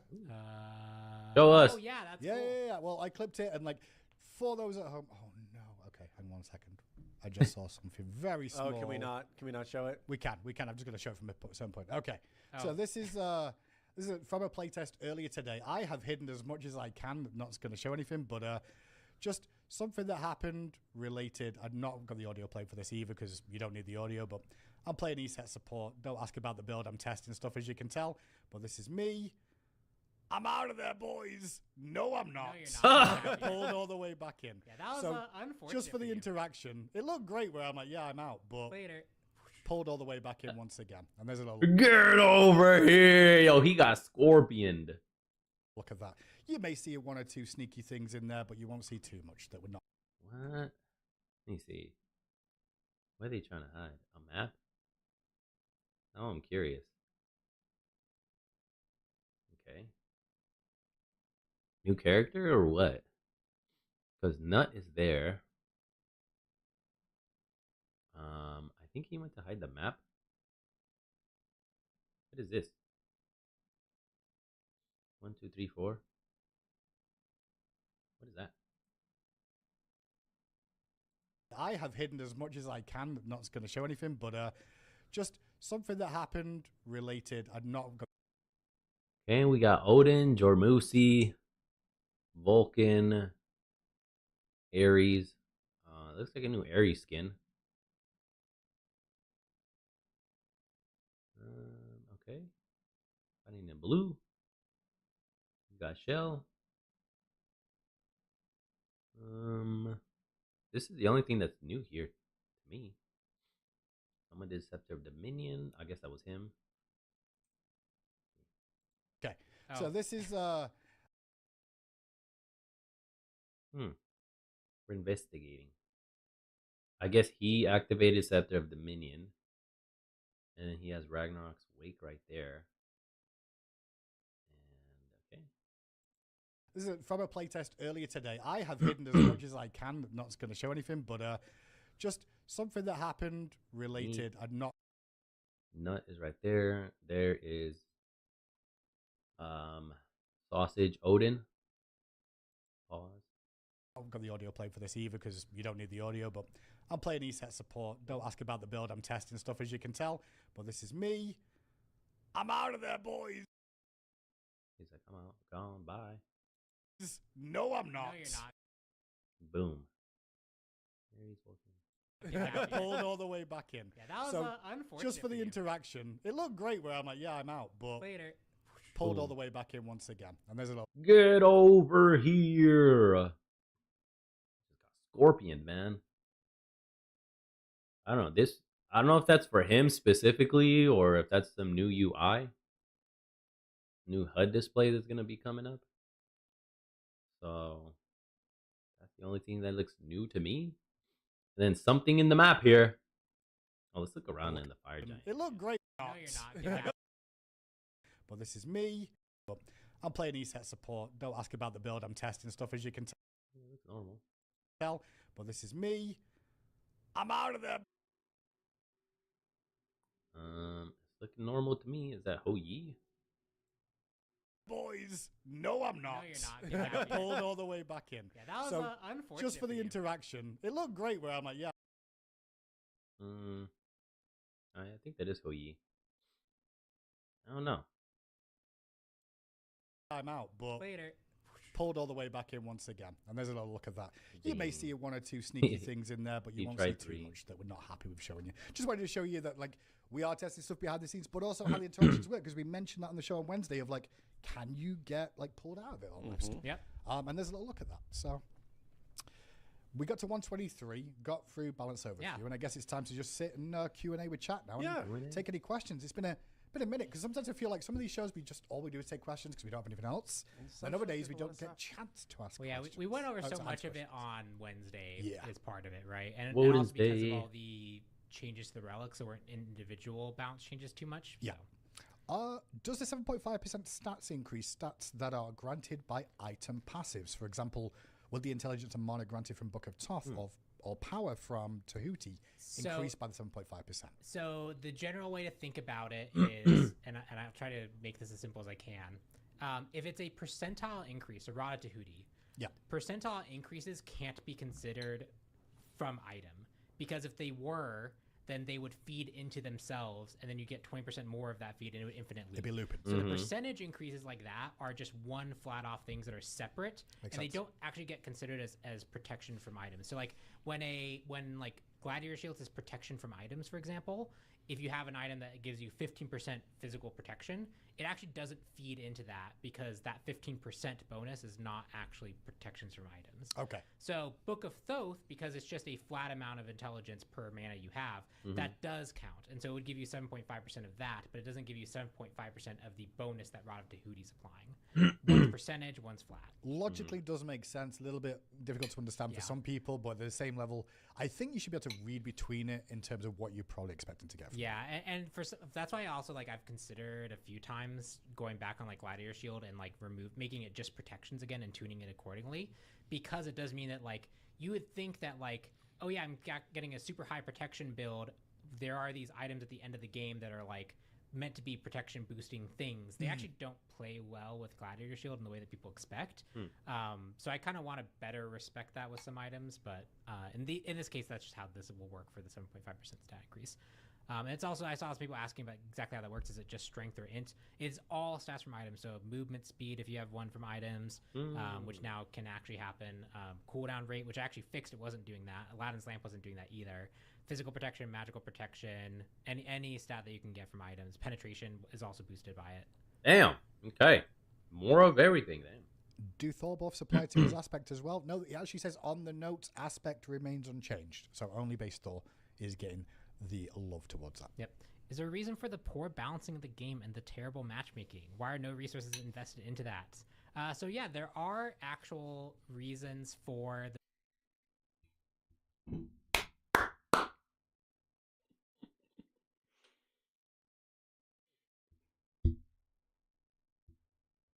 Oh my goodness.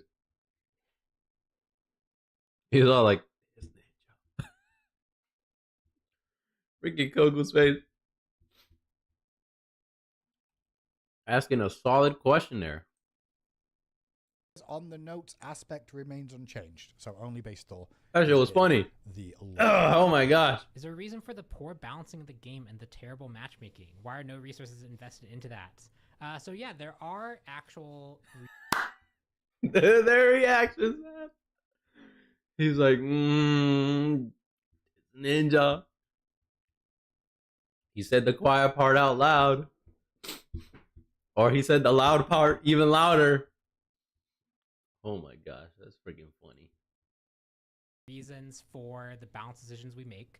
And we also do spend some time. So actually, I think today was supposed to be, we were talking about doing this. Yeah. But I've been doing matchmaking experiments for the last 3 weeks or so.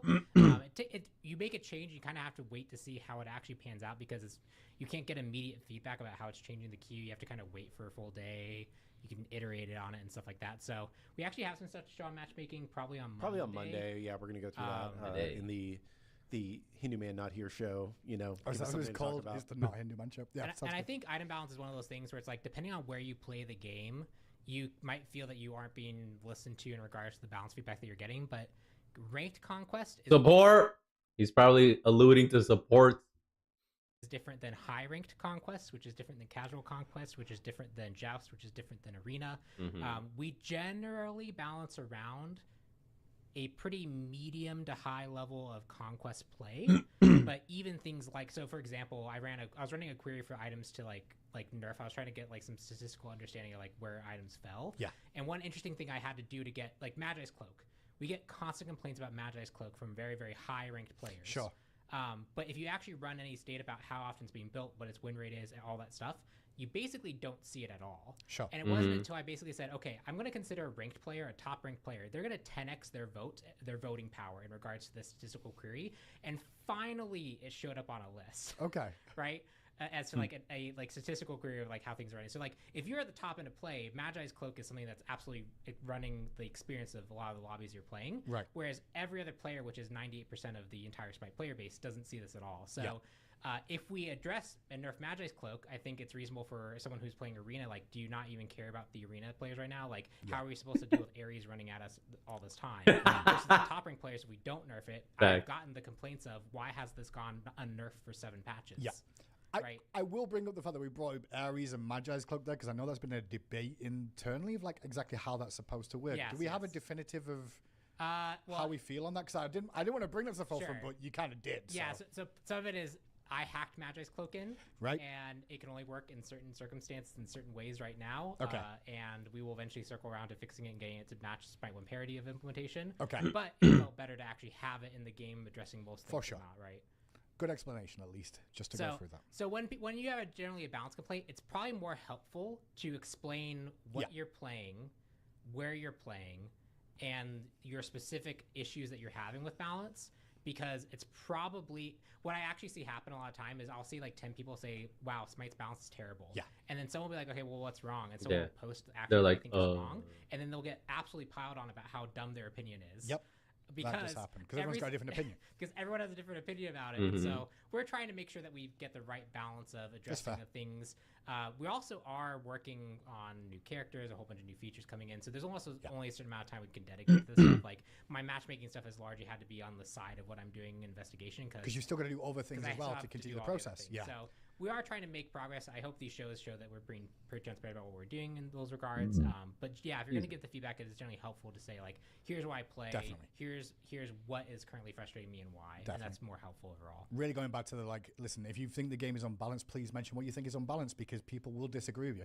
Because people go, yeah, it's unbalanced. I'm like, yeah, it is unbalanced. And you're like, well, carries are really strong. I'm like, what are you talking about? It's the solo laners. They're so tanky. Like, it's always going to be a viewpoint of the individual who plays those roles too.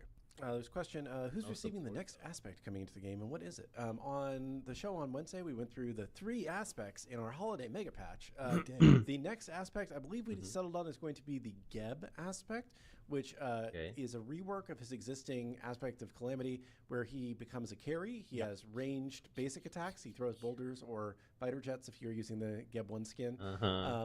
Then after that will be the Newt support aspect of the Cosmos.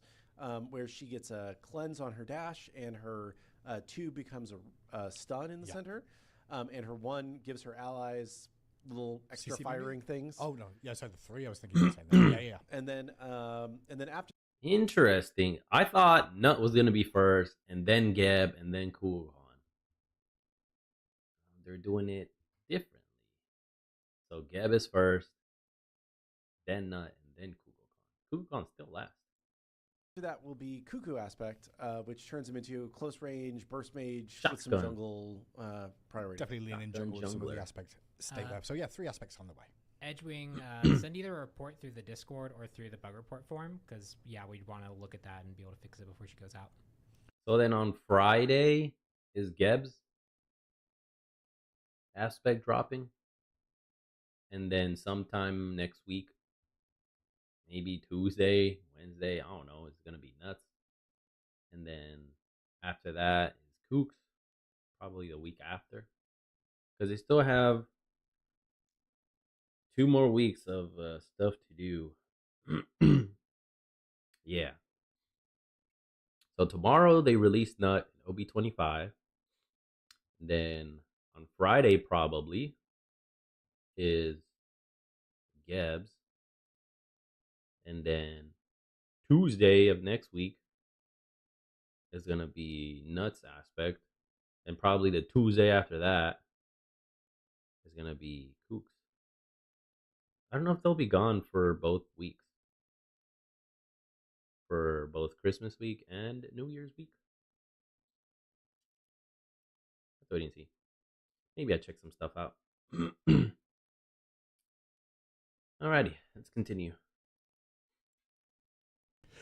Also, I guess I mentioned on Geb aspect as well, Pon. I know me and you spoke about a couple of extra things that probably come with Geb aspect, right? Yeah, Geb aspect got 2 changes. One's a buff, one's a nerf. He was scaling down to 0% on his 2 rather than the at the end of the at the end of it rather than the intended 80% that it's supposed to. 80% would be really strong. Yeah, I was gonna say 80. So I nerfed it to 40. Okay. So it's up from 0 to 40%. Okay. At the end. At the end. So not going to the full 80. So when I fixed it, I buffed him, but I didn't buff him to the degree I could. So if you're close range and you use the 2, you're going to do 80. No, do 100%. Okay, sorry. And then 80 it'll decay to 40. Decays to 40. Okay. Yeah. And the other one was more of a nerf. Yeah, it was more of a nerf. Minion knockback not only applies on the first hit. We have a lot of first hit logic for him, so like you can't get Death Toll procs on every single minion wave. Yep. I did that one. Yep, you did that one.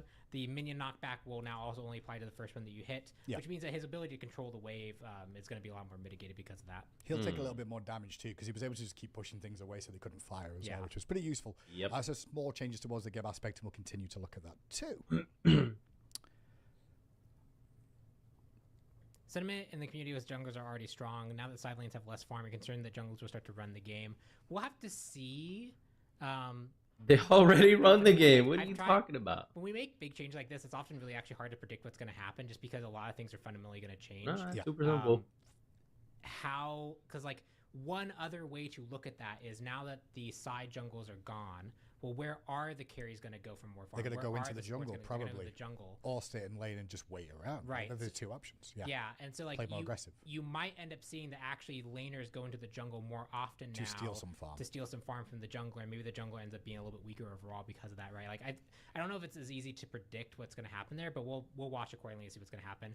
We also have a whole bunch of other shakeups with Conquest. We also have all the relic things going to, I'm sure, shake up the meta as well. Yeah. So some of that's just going to be, we'll have to wait and see. We could try and preempt it, but there's a level of like, if you make the wrong guess and you preempt the wrong way, you've created a worse result than just kind of letting to see how it pans out in the community side. Like, oh yeah, here's actually where things are falling. That's fair. That's true. There's definitely an idea in the community of what's going to be the case once it goes live, but then the actual fact of once you're in the game, it doesn't always pan out that way. Theory and practicality are 2 different things. Someone else is stronger than they realized. Yeah. Also, junglers, for example, like I know I could go gank the solo lane and then immediately jump over to the duo lane and like pressure them. That's I can't do that anymore, right? So like that's also a tool that's been removed. So it's hard to predict what's going to happen. When is the first January patch? I believe it's currently scheduled for the 13th of January. It's 4 weeks from next Tuesday. So we'll patch on next Tuesday with Newt and all the other stuff in this update, and then Tomorrow, 4 weeks 16th. after that will be the next update. But we will have the aspects releasing during this update. We have a couple other things that we'll turn on, and we'll talk about those when we get there. Good news for the person saying combat blink, please. You can buy it next patch. Yeah, already in there. 2,500 gold. It's called Blinking Abyss. Yep. Why can't I get it for free? Because it was really strong when you could. Any plans on a 2x event over the holidays? I think we'll look at doing a 2 times event over the Christmas period. I don't have exact dates yet, but probably a couple of days around Christmas if we can make that happen. Will combat blink be able to use during abilities again? No. So This is something that like I think people like it in regards to the concept of it, but it does create some really unhealthy like.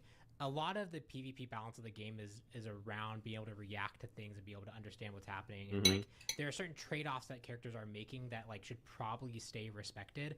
For example, Ymir roots himself to ult. Yeah, it's cool that he can blink to do that and buy an item that lets him bypass that weakness, but it's also a weakness that probably should be respected. And so, because like it also doesn't quite make sense why he's able to move in that situation. Things like Chalk ult being able to blink makes a little more sense because like you're not literally rooting yourself, but again, like you have to have some consistent rules that players play by. So if Ymir can't do it, it probably makes sense for Chalk not to be able to do it because while you're firing abilities, you can't just fire other abilities. It just creates a more consistent expectation of what's going to happen. And we can create things that let you break and bend the rules in certain places, but there's some rules that probably should remain respected. There's a question about can we add an item to teleport to a ward? That's something that TB! In Smite 1, we had a relic that allowed you to teleport to The ward. solo laner relic. And we do have the voice line place a word for teleport, you know, in the game right now. True. The thing that is preventing that from existing is primarily the UI to allow you to select the ward that you want to teleport to, and that is it seems like it should be easy, but there is specifically getting it to work well on console and PC, like both inputs to select on a pop-up map where you want to go is just you know more challenging than you would think. Also, two other things we could potentially you could do something like more like a default targeter, where you can just like I'm looking at the thing and I teleport to it, right?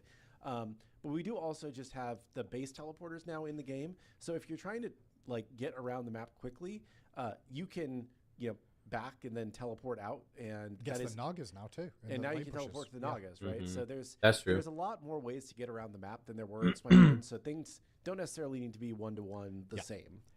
Yep. Dave, who's commenting about the God Builder, I do not know specifics. I actually have very little insight into that overall. If you have a consistent bug that you can reproduce and you can showcase easily, record it, send it in the bug report form, and we'll definitely take a look at it. Smite2.com/bugs. I'm going to keep saying that every show. Please send the bugs in. And clips with those bugs are definitely useful for us to get ahead of. Yeah, the more details you can provide, because you'd be surprised how, like, this is actually something we came up with when we did the item store rework in Smite 1, was you would make an update to the item store in Smite 1, and then someone in the playtest room went, I actually interact with the item store in a completely different way than you expected, and you have broken my entire flow, and everything is bad now. And we're like, wait, you do what with your item store? Half of the early Smite 2 item store sucking was just finding all of the different weird ways that people interacted with the Smite 1 item store and replicating it, right? So what might be obvious to you of like, oh yeah, I just opened the item store and it's immediately broken. You are probably opening the item store and doing something in a slightly different way that is unexpected. So the more details you can provide, the better. A lot of people were excited about the surveys. I'm sure you don't have much data yet, but are you getting a good response rate? Yeah, I mean, we have, several thousand responses so far. Which is the survey. The response was great, I'd say. So it's a small fraction of the overall player base. We have tens and tens and tens of thousands of people that play the game every day. But it gives us a good idea of what the more engaged percentage of our player base is looking at in terms of gods that they prefer or not. I would say 90% of it lines up with kind of what we thought before we started the survey, but there's a couple gods that are a little bit different than we had perceived them. Some shifted up, some shifted down. Fafnir, moving up. So far. Things are directionally in like where you expect them to be. The other interesting thing is the pairwise version and the ranking version. Slight differences. They're very similar, but the differences that are there are interesting because they're really strong signal different. So I don't know how we're going to reconcile those two pieces of feedback. They're probably what it probably means is because like I don't think anyone is like 50th on like the normal survey and like second on the pairwise. Nothing's ever that extreme. Exactly. But there's like characters I think that are like in the 10s to 20s that are actually in like the top 6. Yeah. And so you probably like kind of average them to some degree, which is just interesting.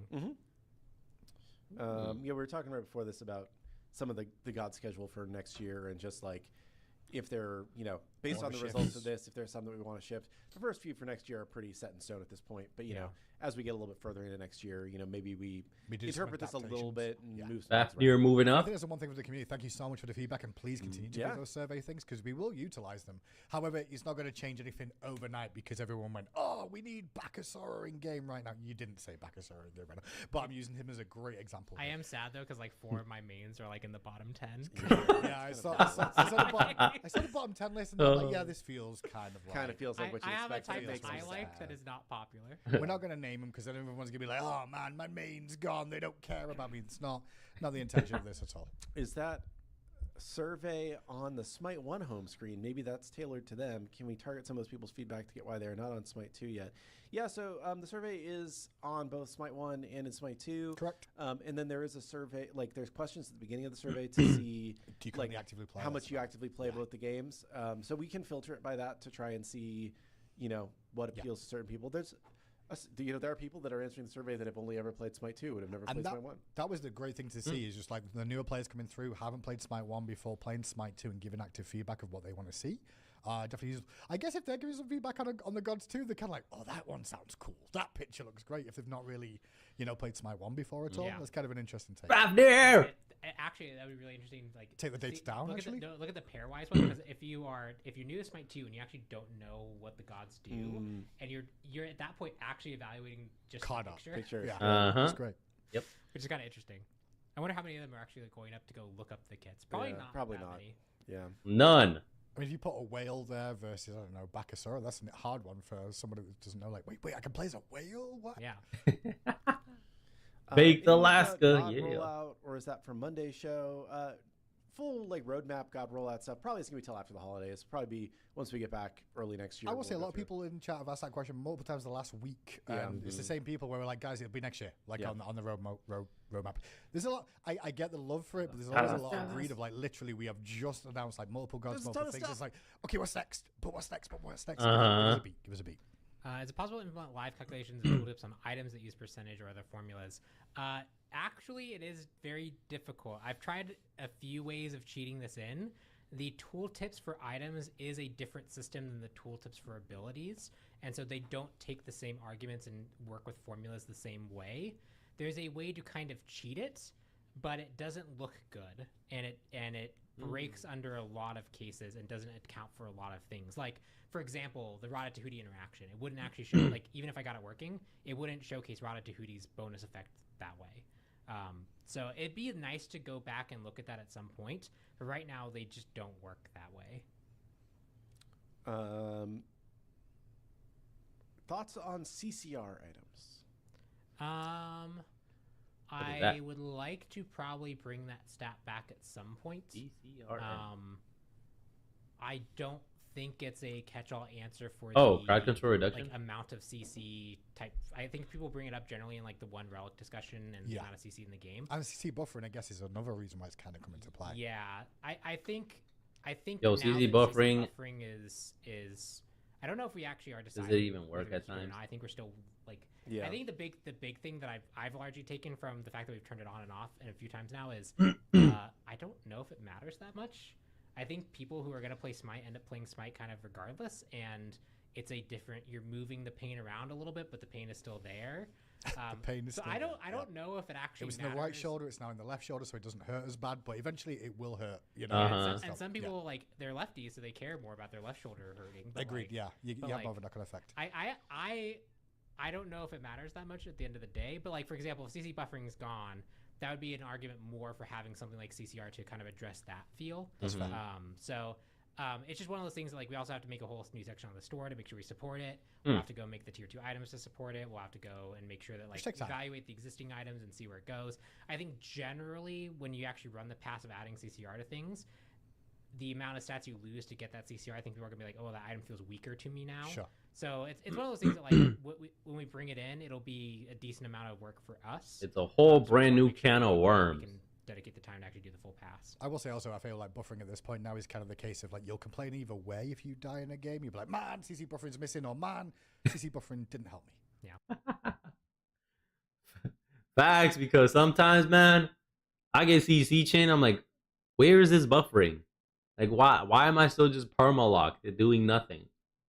Aren't I supposed to get less CC the more I get CC put on me?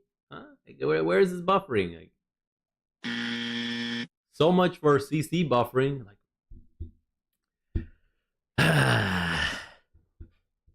and then when you try to do it, it just never works.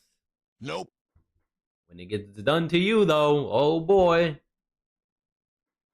crimes get committed against you.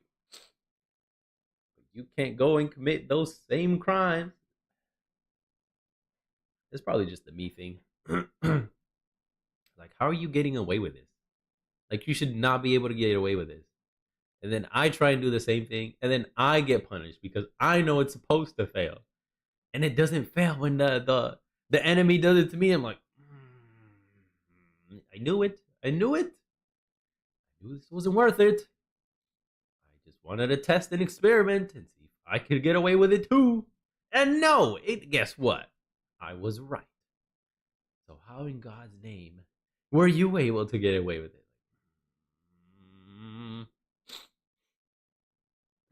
That's the BS I be running into, man.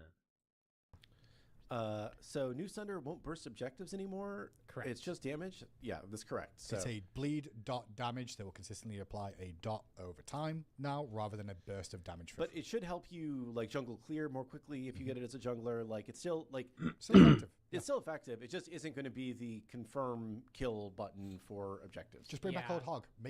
Bring back Old Hog, right? I'm telling you, Pon. We make the health bar turn yellow again when it's time to hog, and we just do that.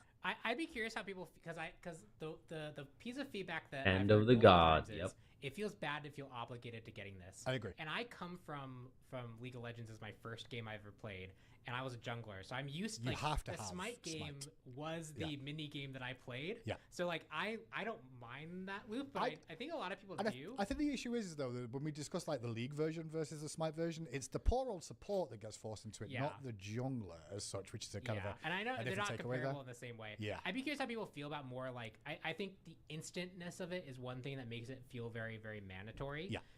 Like for example, if we made an item that was like a mini runic bomb that you'd throw and be able to knock people out, like imagine we made Jade Scepter do 200 damage, right? But do 1,000 damage or like 800 damage to an objective. Yeah. But it had that 1 second build up. That's probably more fair because then it can actually be more competitive with. All right, you guys, you're about to watch 180 seconds of ads. Don't forget you can use your Prime sub to skip through them. Excuse me. Thank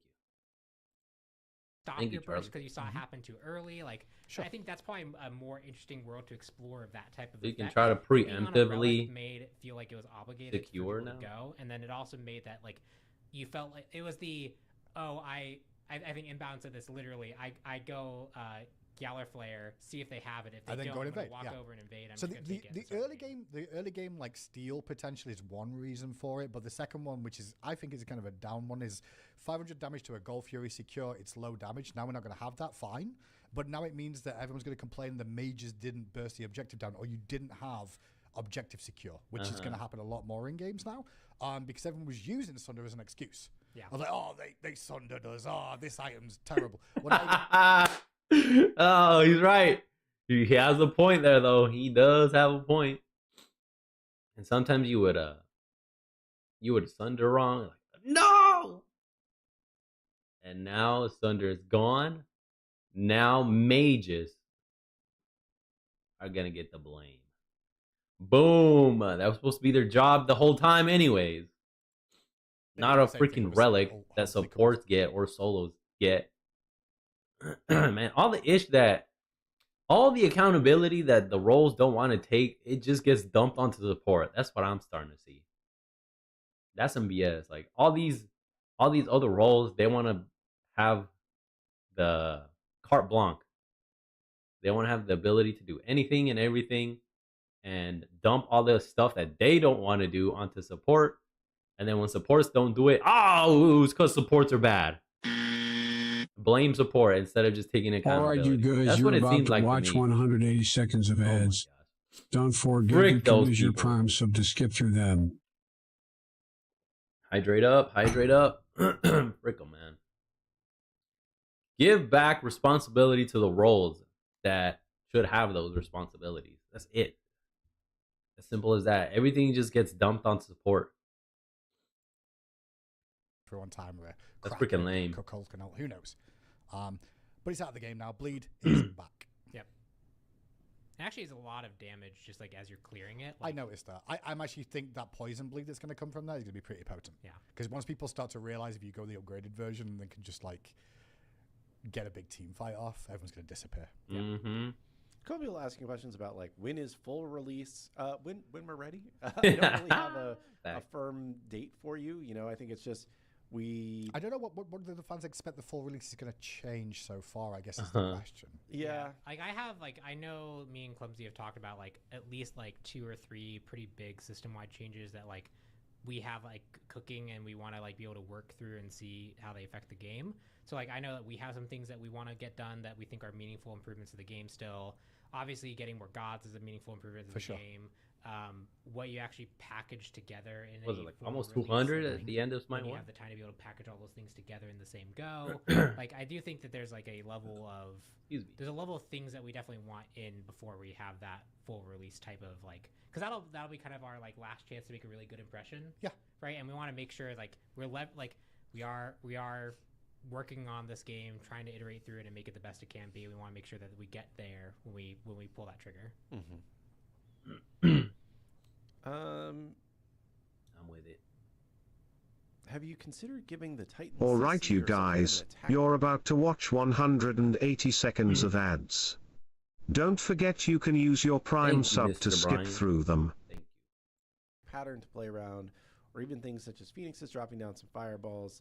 Yeah, I think what we've learned about Smite is that like there's kind of a fine line to play of making the objective too challenging versus trying to drive combat between players as the core focus of the game, right? Yeah. I think that having a little bit of, the jungle camps do their one little ability, Fire Giant has like his 2 or 3 abilities that he does. Yeah. But none of it is really a skill check once you've seen it before. The first time you see it might surprise you, but it's not like hard to do. And if you make it too hard to do, then it can take away the PvP combat that really should be the focus of the game. Yeah, I actually think one thing that the Fire Giant does really well is he does have that attack that makes the floor lava, like in a big cone, and you really don't see it that often unless you're having a really extended fight, long drawn out fight. You're using it as a bait potential, and then like the fight has gone on long enough that now that's a meaningful impact to play. I could see something like the Titan enraging after 20 or 30 seconds of fighting and like just blasting everything around it. Because if you're just juggling it constantly and you're kiting it around the room and like I love that idea. Delaying. Because to be honest, if people are doing that, they're generally trolling at the end of the game because they've won the game or something and wait for respawn. So like, have him nuke him would be great.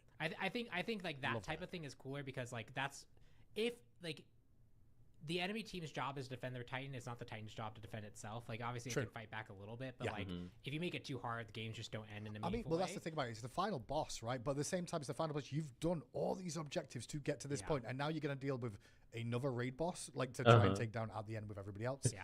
After Phoenixes, towers, fire giants, I can also even see things like, this is not saying we're doing this, but like the Phoenixes drastically weaken it. Like maybe like he gets like some part of its attack gets removed as each Phoenix dies. So like, there's a more meaningful nerf to it as it throws him into his own fountain. That's my pitch. Like if they stay there too long, he'll throw you into their own fountain. He just does like a Xingtian style like grab. Perfect. Whoever's got aggro on, get him in the fountain. Why didn't we choose to do the Bacchus Santa skin for That's this wild. Patch? It feels weird having. That's a good question. Long cat. That would be crazy. Another Christmas. I was upset about no Bacchus. So the main reason why I'm answering this question is because we generally, even when we're on a theme, we try and have things in the patch that are not on the theme. Yeah. Because otherwise, we get to a patch where if you don't want Christmas skins, you aren't going to buy a damn thing. Yep. And that has not proven to be a good strategy for us in the past. Like, we have tried going really hard on themes in a specific patch before, and it never has worked out for us. So we find it's much better to have like, here's a couple things related to the moment or the theme, whatever, and then here's some other things that you might want to buy if you aren't interested in that. So that's why we just diversifying. They're cool. Yeah, and even though I was at the Bacchus one, I want to point out Bacchus does have quite a few skins already, so I think sharing the wealth around to some of the ones that didn't like Fenrir is pretty useful too. So, but I was trying to mix it up there. Grinch Is it Fenrir. making such drastic changes right before going on holiday break or risk? Yeah. Yeah, is. it is. We do have a week or so where we can, get changes in. The week of the patch, I think most people will still be around. It's the next week really that people will be out. So hopefully, if there's anything crazy, we'll be able to get it hot fixed. But yeah, there's a little bit of risk to it. But the Amelia community, like most of the staff that work on this game will respond after hours all the time. We all do, whether you realize it or not. Like, I just know this quite. And if you see me in the chats and in channels and in games, I'm around. But so is the rest of the team. So that's why I'm just gonna let you know. Like, even though we do want to take a break, we'll keep an eye to make sure nothing's too broken. I'm gonna say that I hope, but I will stand firm. If there's a real big issue, I'll be asking them to turn something off if there's a problem. Yeah, like it also depends. Like if it's on like the 20th and we get a bug report and the fix takes 10 minutes to do, that's one thing. Yeah. If it's the 24th and this item is breaking the game and we look at it briefly and go, oh, this is going to be a nightmare to fix. It is just going to turn off. And I think you guys can all accept that at home. Like that would be the case. It would do. It's probably the better option for us to do rather than just leave it over the Christmas period anyway. Yeah. Yep. I can accept that. I think it's most likely it will need to be turned off. Probably Ragnarok's Wake. I'm sure there's going to be. It's. No, it's not the fun item. People are getting 5-man with that. That's what I'm going to say. Like, that is the first thing that people want to do is group as a 5-man stack and Ragnarok one person. Yep. Yeah, but with all 5, which I think is great. But then we can nerf that and that takes 5 minutes to fix. I'm more worried about, like, someone getting stuck as the boulder or in the, like, air. Okay. Or, like, I'm more worried about, like, time lock. For some reason, the Aegis effect doesn't ever go away and you're just able to move and do things. Great. Like, that's the real scare one. Immune. There, right? Like, the damage forever. I'm worried about of actually breaking. But, I added extra safety checks to a lot of this stuff, so hopefully it doesn't happen, but we'll see. I always try, but like the way the game can break often is like very surprising to me sometimes, and I look at the code, I'm like, oh yeah, duh. Like, yeah, it's doing what I told it to do. I just didn't think that was going to be a problem. That's funny. It'd be hilarious to see that. I'd love to see clips of that. I'm late. What did the Titans talk about? You're gonna have to watch the VOD, dude. It's almost over. Can't recap the whole thing. Not much. Thoughts on the Game Awards? Did you guys watch Jeff Keighley's advertising extravaganza? I did not watch it at all. I forgot it was happening until it was like it was not our Critical Role, and it's Critical Role night, so I was watching D&D. That's what I did. Smart choice. However, for the most part, from what I can tell about Game Awards, as time's gone on, it's more of advertisements more than anything else, and I can just wait till the next day and go, oh, that's coming out, cool. Yeah, we had an opportunity to go to bed at 9 p.m. because Finn had just finished eating, and we're like, okay, we're dude, you take that. Hell yeah. Yep. I will say the only thing that I am particularly excited about is new Control, because the first Control was insane. They bought new Control. I still need to play that because that's so good. Because that's the one that has like I'm a super big fan of like the SCP organization. Yes. Like, dude, you'd love it then. And I it's started so good. it, but I didn't actually get to complete it. So like, and I've been told multiple times that as a person who likes that, I would really, really, really like Control. It is on my list of things to do that is just ever growing. Over the holidays, maybe. The Jeff slander is crazy. I have beef. I have no beef with Jeff. I've talked with Jeff. He's a nice guy. I just think it's called the Game Awards, but the Game Awards are the secondary priority of the show. The priority is showing off the advertisements for the new games, right? Yep. And it's just like I just think the name of it is misleading, and that's my one thing. But Jeff's a great guy. He does a lot of good stuff for the industry. I have absolutely no qualms with Jeff in particular. I just think the show is Game Shills, an award show that's an excuse to run ads. Time for a weekend pawn stream of Control. See, here's the thing. If I couldn't stream before, I really can't now because like getting more than 30 minutes at a time of doing anything now that like, especially because like Finn's only like 2 months old. Yeah. Like, it just doesn't happen. Yeah. So like the idea of like streaming, why like I might just have to like randomly like last night, Finn, there's something about the milk that we given him. He was not happy about it, and so he had a really upset stomach, and so I just had to like pick him up and walk him around for like 30 minutes. It just happens. Yeah. So the idea of like streaming is like it's not happening. It's the farthest thing on his mind. Why other people would. Frostbound return. Yeah. So. Yep. I think Frostbound generally Hammer? People don't like being slowed. As much as someone who likes like one thing I liked about the old Smite 1 system, like way back in beta, was I played Thor with Frostbound or Gem of Isolation. Because you could build just Gem of Isolation on Thor, like in the early beta. Yeah. Because I just liked the idea of slowing someone with a double tap. That's right. Fair. Like, and that was just the thing I like to do. But it's also like you have to respect what other people like, which is not getting slowed as much. And generally, when those items are strong enough to be a reasonable portion of play, it does bring the gameplay to a crawl. So we'll probably be very, very, very careful of those types of effects, or balance them like Gem of Isolation is currently balanced, which is it's probably a weak item overall to have the capacity to be able to slow people pretty much at all. Also, Winged Hussar. Like, I love that item. That is a go-to for me when there's a lot of slows. I'm like, yeah, I don't know, I just don't. Yeah, we had a playtest where, like, there's a Gem of Isolation and, like, 3 slowing characters, and we were all on the enemy team like, nope, we're all going Winged. It's expensive, but it does. Worth it. Kilgan, a lot of people mentioned the Prism Chest. I guess we didn't cover the Prism Chest, funny enough, in the show because we had so much to go over.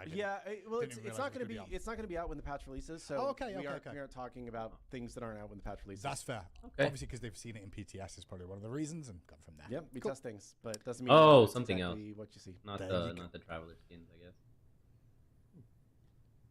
Will there be any changes in junglers to bring them back? A Prism Chest.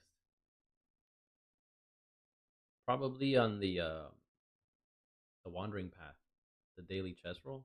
He added one for Prisms. Into the meta. Well, what? Will there be any changes in junglers to bring them back into the meta? Since when are junglers not in the meta? Brother, what? I don't know what kind of game you've been playing. Junglers and ADCs run this game, man. If it's not both, it's one or the other. They're there, though. Jungler meta. Last is supports. Supports rarely do much. Early game, some stuff you can get away with. You just get bursted down, though, man.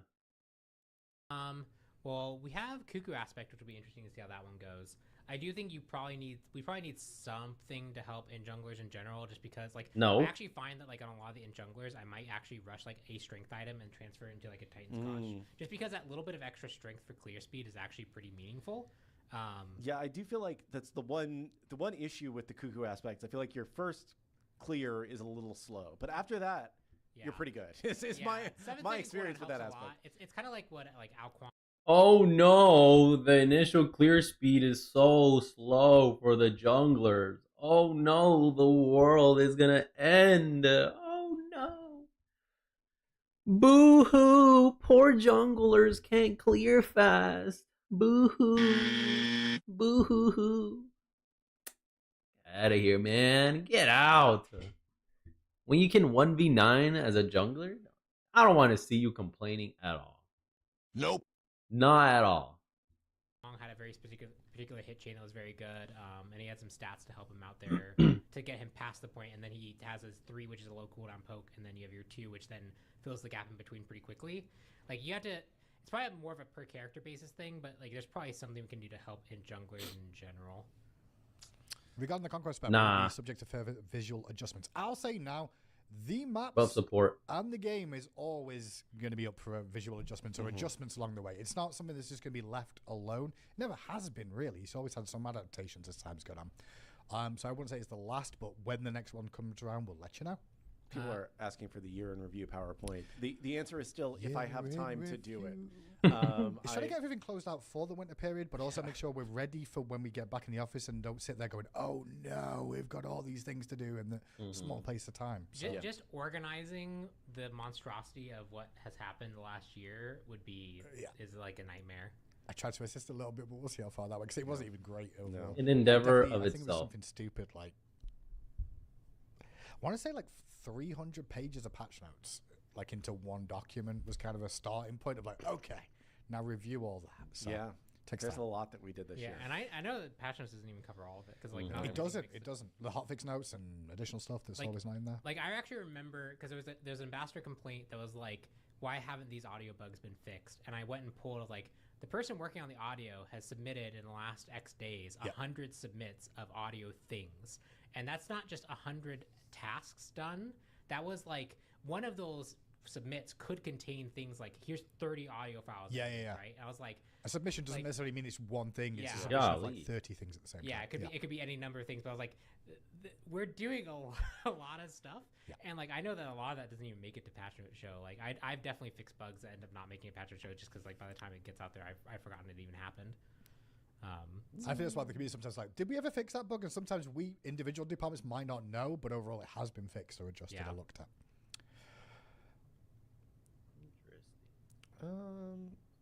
Well, it's a lot of stuff behind the scenes, man. You're right. Time is flying. One more question. And they do a lot. Probably some fun questions. Done. Quickly flow. I guess it is time for one more question. Or 3 or 6. Love the enthusiasm, gentlemen. Yeah, there's a question I saw earlier, but I've lost it. It was Agility Relic and ROM, and this popped up recently again. Agility Relic works differently than other relic keybinds because we felt it was important for people coming in. Like shift is a pretty common thing for things that are combat dodge mobility, effects. And then to add a further complication, it's actually B on console, the default input, which is actually cancel.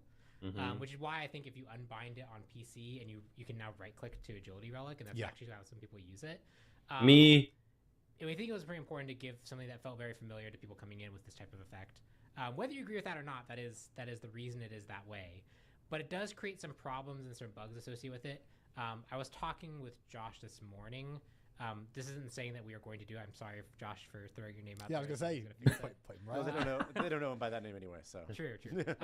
Just don't say anything. Just don't say anything. It's clumsy. It would be nice if we could find blaming someone else. A possible solution that would be a nice middle ground for everyone, and that would potentially address things like ROM aspect, because at that point you could just essentially disable the feature and then have access to that. But we'll see. So we are working on it. It's kind of what we're saying, but we just not got a like the reason it hasn't been fixed is because it's kind of a hack on a hack to get it working the way it is. And we've had a few attempts to fix it that doesn't really address every case. So going back to it, we might run into another wall. So like, I don't want to say it's going to be, but it's like, I know that it's a pain point that affects quite a few people. And sometimes it feels like we're just ignoring it. And if it was something that we could fix, like tomorrow, we would. Where do we go when the stream ends? We go back to our desks. Back to our desk. Sit in our own. Sit on our own. Upload the YouTube video for this. Take feedback and listen to the community review of what we just said. And then wait for the next thing. To be honest, we just continue going back to work and doing the other things we have to do. This is a small part of what we do in the course of our days. It's an important part. Like, we like being here to talk to y'all, answer your questions, hear your feedback, hear your thoughts on things. But we also just have other stuff that we have to do. So we have to go do all of this stuff. If you're curious, what I'm going to do after this is I'm going to go run a query about some of the matchmaking stuff I've been testing just to make sure it's still going well. And I will also just be continuing to work on the next character I'm working on to get into playtest. Yeah, I have a call with a guy about... We're telling the world what our jobs are now. Like, okay. About a publishing platform thing that Bart made an intro, so I have to take a call. Oh, okay. I'm curious to see if it's actually interesting. And then business call. I've got some other just like administrative stuff I have to do about planning and boring stuff. So it's fun. I'm not going to say anything. Bart expects it tomorrow. So Bart's doing well. I still talk to Bart. He's he doesn't work at high res anymore, but he still lives in the area. I had lunch with him a couple weeks ago. But yeah, he's doing good. Well, I don't know it who is that now is. 2:02. We've taken the one more questions. We appreciate you all hanging out. Obviously, the full notes will be released next week, as usual, when Newt goes live. And we'll also give you more updates through the weekend. Please, PTS should be available all weekend, so please jump on and test it. If you've seen anything today or have any issues or concerns, please reach out. Smite2.com/bugs. Send us the bugs in too. We do care. We do read everything, even if we don't want to sometimes. We definitely get through it all. But thank you so much for tuning in today. I appreciate you all hanging out. And we'll see you all on the battlegrounds. Beach it. Later, fellas. Another great show. The updates I'm really not so hype about. Nope. I want to go ahead and do the freaking the survey. Let me see if it's here. If not, I'll load up the game and have it open up that way. I'm just gonna launch the game. Plus, I can do the daily chest roll too. Ermagerd. Oh, I'm not excited about these jugglers getting more power, man. Nope. And ADCs. Oh, they're like popular characters too. It'll be a bane. Oh my gosh. Holy moly. Dang, man.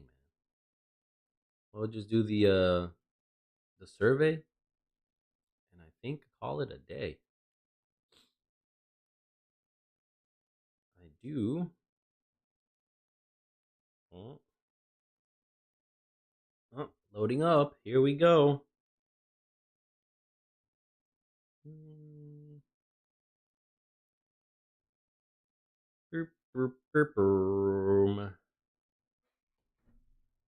I will be AFK tomorrow. Put me a haul. Just getting rid of the last few remnants of this comp I have.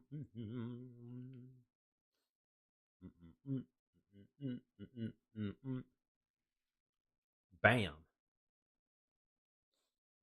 So, unfortunately, I will not be here for patch day. Nope. At the normal time. I will be out of town. Give me the money. Give me the money, baby. All about the Benjamins. Where's the login one? Is that it? Over here. Okay, one more day. One more login day. It's gonna be badge, jump stamp, award skin. Probably gonna be a frame. If there already isn't one here. I think it's gonna be a frame, the last one.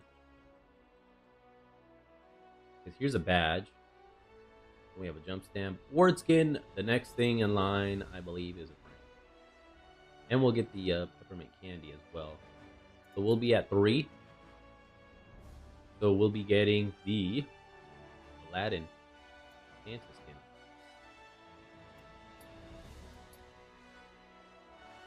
skin. Mystic Guardian, Polar, the knit. I want to get the Fenrir one too. Oh, here's a card. 2 peppermint, the festive title. 3, the Aladdin one. 4, the card effect. Oh, that's this one. 6, Scylla Snow Day. Okay.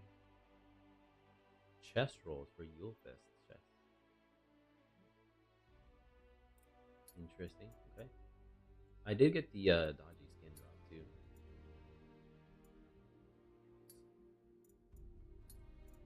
Woohoo! Here it is. Yo, her face still looks a little funny to me. Very alien-y to me. She's pointy. Beautiful skin though. I think it looks way better here than in Smite 1. Let's go ahead and pull up the survey though. Survey says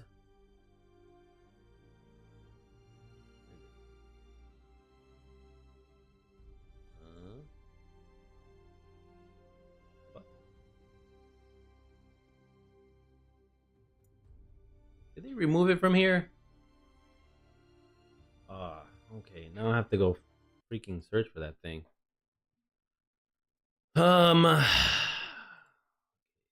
Here.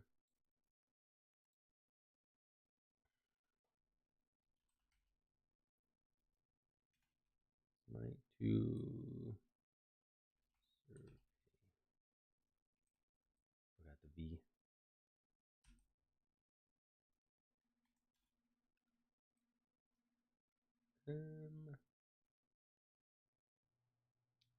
Go to the website. Is it here? Gone. Where's the survey? I had it pulled up one day.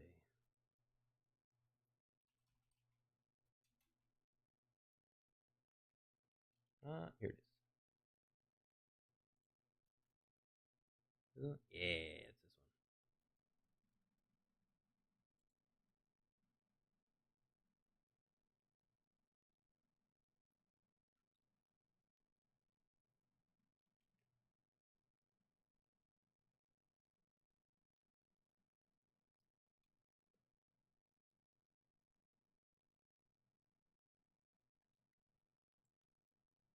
Okay. Over here. Minimize that.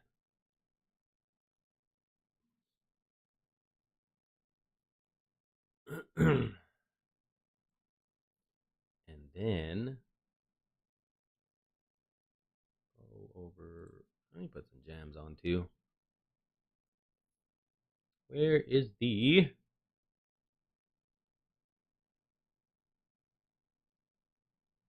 button that lets me screen share? I don't have one here. I don't. I have to add one.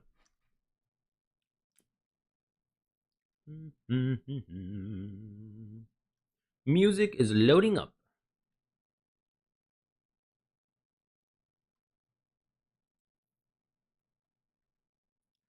Over here, just have some chill music playing. Bam.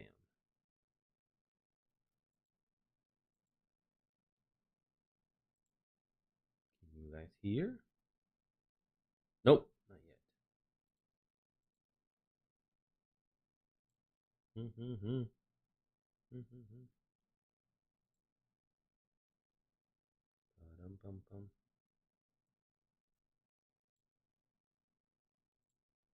Okay, now let me go add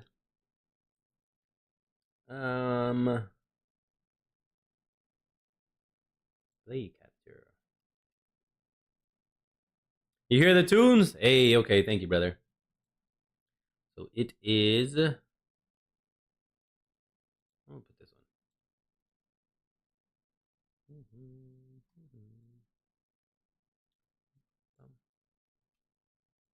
Damn, we doing it live.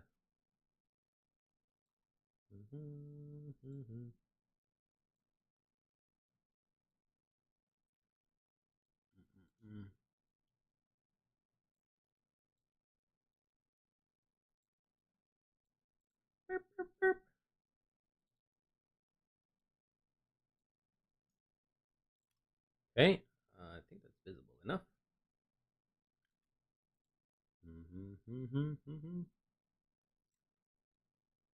All right. What is your experience level with Smite 1? Okay. I currently play Smite 1 regularly. I played Smite 1 regularly in the past, but do not play it now. I guess this one. I don't really play Smite 1 regularly anymore. Nope. Primarily Smite 2, man. What is your experience level with Smite 2? I play it regularly. I played Smite 2 regularly in the past. No, yes, this one. What platform do you play Smite 2 on? PC. How interested are you in seeing a brand new god introduced in Smite 2? I'm very excited about that. Disclaimer. Okay. I understand. This data collected here is strictly for internal assessment by the development team to gauge community interest in potential new god content. Participating in the survey does not guarantee the inclusion of any god in Smite 2, nor does it imply a commitment to a specific release timeline. Due to complex nature of the development process, the results of the survey will generally not be publicly shared. I got it. Ported God survey. For each god, please assume that they are ported with their current Smite 1 kit and rate your desire for them to be added to Smite 2 using the scale below. Lowest priority is 1. 2 low, 3 neutral, 4 high, and 5 are the highest. 1 hate, 2 dislike, 3 neutral, 4 like, 5 love. AMC! I'm pretty neutral about him. Pudge, I'd like to see him here. Let's go. I like him. The king of anti-heal. Quangus, I'm like neutral about him. I'm really not that good with him, so I won't really be playing him. Plus, I'm not a jungler. Arachne. I'm pretty neutral about her. Atlas, yeah. I'd love to see Atlas here. I just said that, so I'll give him a 5. Baba Yaga, I'm pretty neutral. Baka, I'm cool with Baka. Baked Alaska, I'm pretty chill. I'd like to see him here. Bastet, gotta be here. Hell yeah. Camazotz, let's go. I'd like to see him too. Change, Hoyi's wife. She gotta be here too. Charon, hell yeah, I'd love to see him here. Lord Ainz' cousin. Cardi B, I'm pretty neutral about her. Cherney, I'd like to see him here. Chiron, pretty cool. I like him. Chronos, I like him too.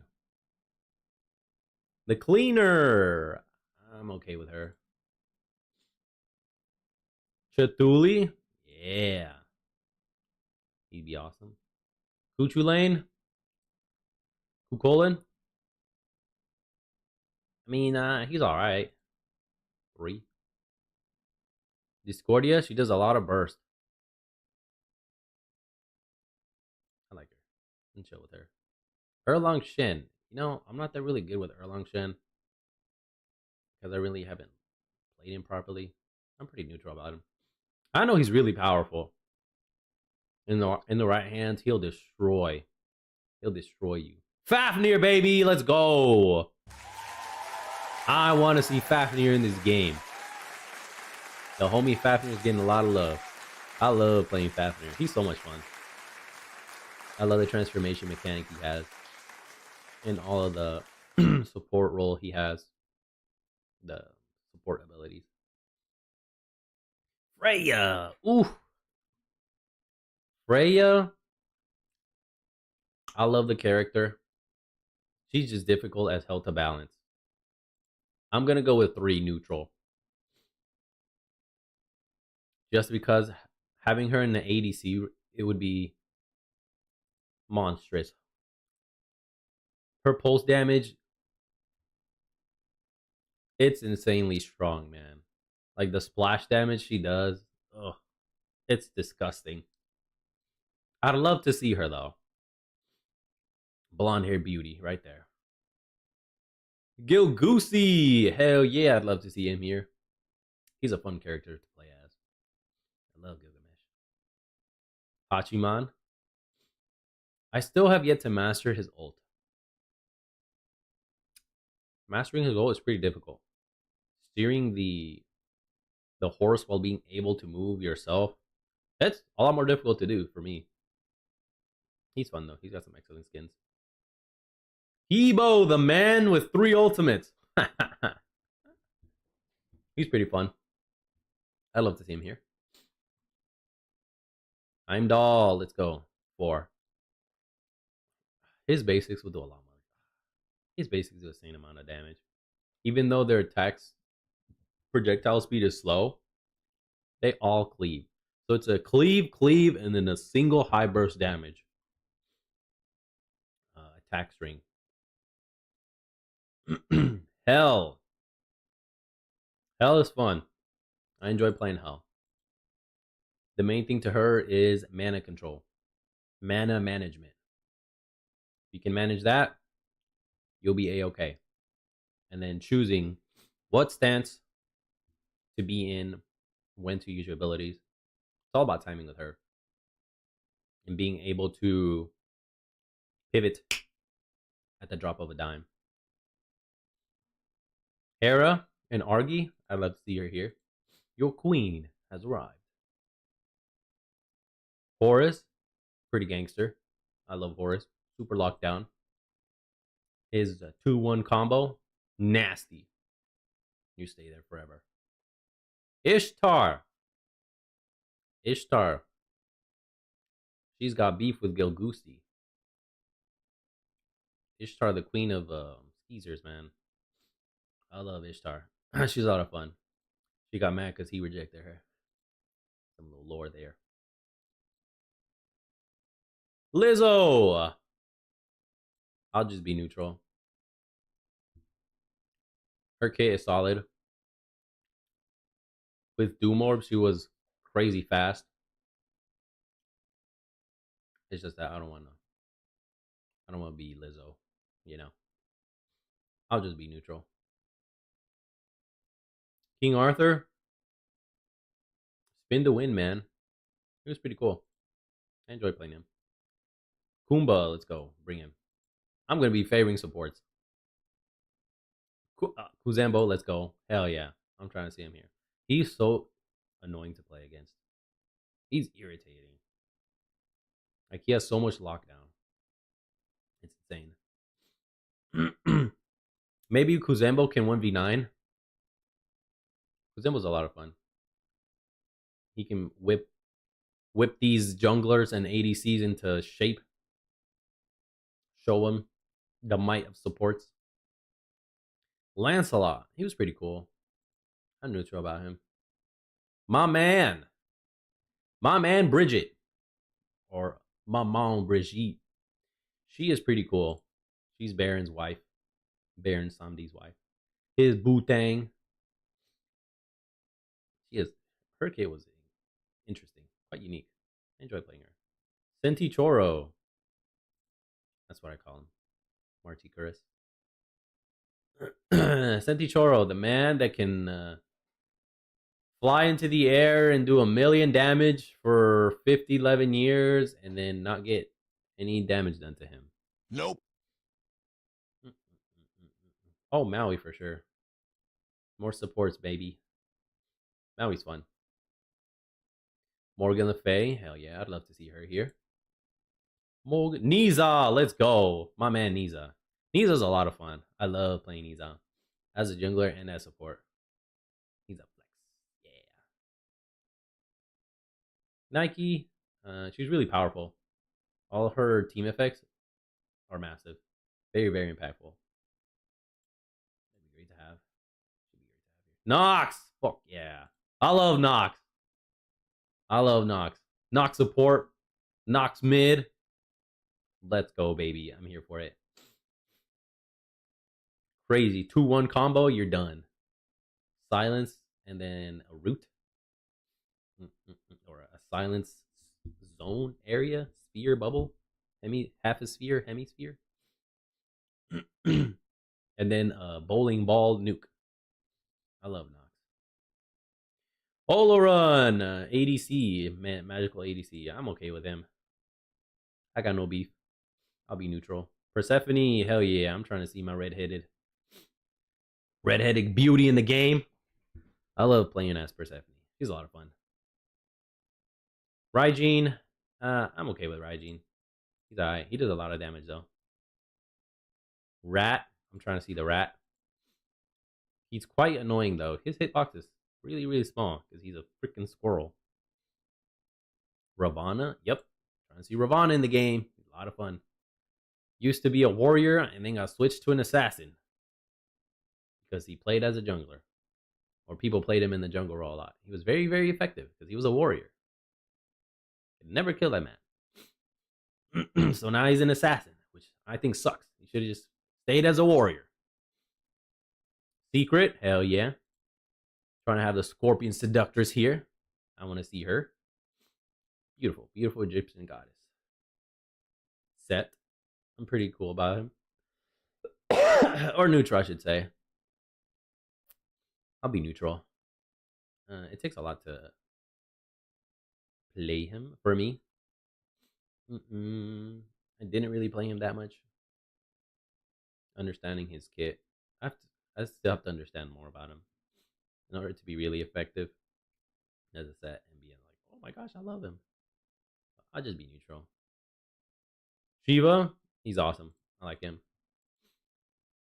Pretty. Oh my gosh, excuse me. Pretty fun character. And Kali's husband. Scotty. Scotty's awesome. Having Caldo with you. And then and now you can build her with, well, I wonder if she's even going to be a dual hybrid character. Interesting. Scotty, the Russian babe. Surtur is fun. His ult, you just got a mini preview with the Ragnarok Wake. It's similar to that. You turn into Meteor, jump up, and you spawn imps too. And then when you land, it's a knockup. He was the OG Fire Giant. OG Fire Giant right here. Then they made him into a character. Ooh! Terra. Frick yeah, I'm trying to see her here. Love seeing Terra here. Thoth. Thoth, you can get picked off depending on the skin. You get sniped and not even know it. Nope. It was the Beaky Chibi one. No, not the Chibi one. It's the Beaky bot. When he was a robot. That ult was freaking silent. Skin abusers used it a lot. That's the pay to win skin, man. You'd ult because normally it's the woo, you hear it. It's audible. With that one, it's like it's pixelated and whatnot. And then out of nowhere, you just get one shot, or you lose half of your health or 3/4 of your health. You'd be like, where the did that come from? Thoth ult. Oh, great. I didn't hear it. Nope. All right. Tiamat. I like Tiamat. She's fun. A stance swapper too has a mage. Tear. Tear's fun. I love Tear. Blink Tear. All the fails that I did. Hilarious. It'd be great to see him on the game. Vamana. Tricky to balance because of his ult. I'd love to see him though. He's a warrior. Shingster. Do a backflip. I love Xingqian. Really fun. And his 43 basic attack damage. He does like no damage at all and moves like super slow on his basics. I love the one. His whole kit is pretty fun too. And apparently you could triple jump with his 3 if you timed it right. I never did that. Nope. Because he has 2 jumps on his 3. And apparently, if you were really, really fast, you get a 3rd one out. It's crazy. 3 jumps. Yu Yu Hakusho. I like him. A lot of fun. One of the later gods. Zhonghui. Yeah. I'd love to see Zhonghui here. Zhonghui or Zhong. You want to call him? I'm going to say Zhong. He can be solo, mid, jungle, I think, too. ADC. Yeah, he can play like every role, too. Very diverse character. Super fun. And that's it. Submit. What's this? Submit. Let me see. In this survey, you'll be presented with pairs. Oh, it's this one. Okay, let's go.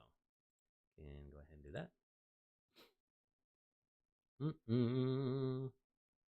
Bum, bum, bum. Takes 1 minute. Start.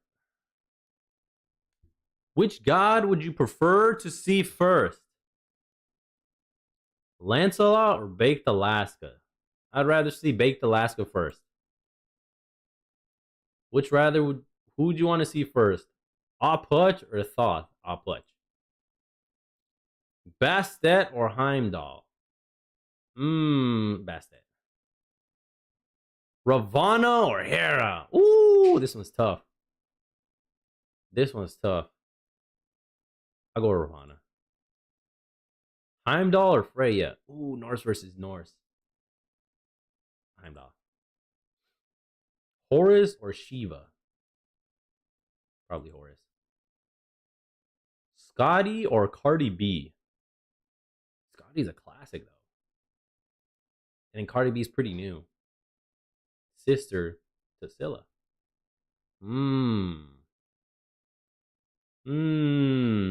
They're both ADCs. Let me see. Probably Scotty. Secret or Chithuli? Secret. I love Serket. She's a lot of fun to play as. Vamana or the Cleaner? Probably Vamana. Niza or Kumba? Niza. Hera or Xing Qian? Let me see. Do I want to see Argy out on the field? Another pet? Another tower tanking character or pet? And like another nuisance out on the map? Or Xing Qian?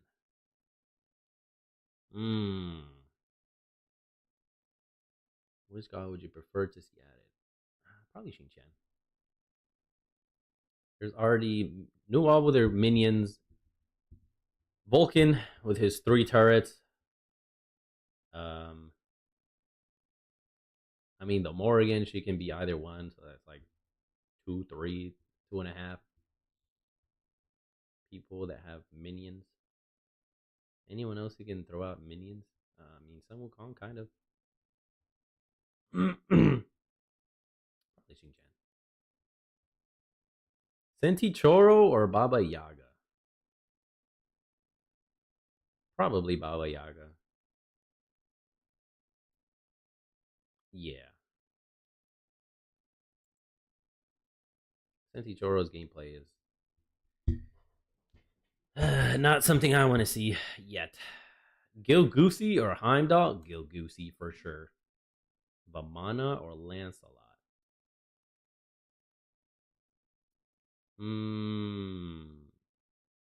Probably Vamana. Kuchu Lane or Raijin? Raijin. I didn't really play Kuchu Lane that much, so I really wasn't all that great with him. So probably Raijin. The Cleaner or Arachne? Damn. A lot of saliva. Oh my gosh. I just saw some of it fly out. Probably Arachne. Classic. Lizzo or King Arthur? Definitely not Lizzo. King Arthur. Xing Qian or Shiva? Probably Shiva. Sentichoro or Kronos? Kronos. Classic. Kuzenbo or Surtur? Oh no, you're making me choose. Kuzenbo, he's more fun. Oh, that was it? Oh, okay, we done. We are done with the surveys, man. Survey says that's it. Damn, that was fun. We finished all the surveys. We did everything. We do one quick game. Oh, we haven't even done this thing over here. The Wandering Path. The last thing I rolled was 500. I think that was a couple days ago. 100 legacy gems. You know, in preparation for the Geb aspect of the devil, I wonder if I can buy this. Oh, 1,200. Come again. Get one traveler. We'll get one. Ooh, if they put it on discount, that'll be great. Let me see. Store. Season. Travelers. Yeah, I got that one.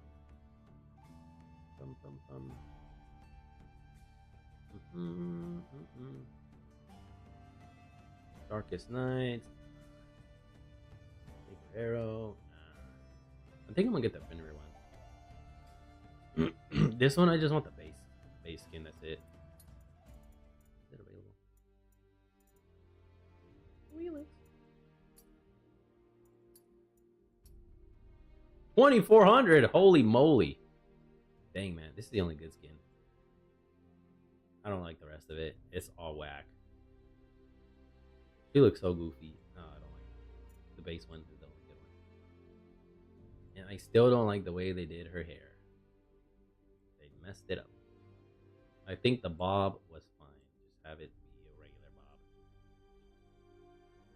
bob. Damn, Suku looking like a gangster ass tiger.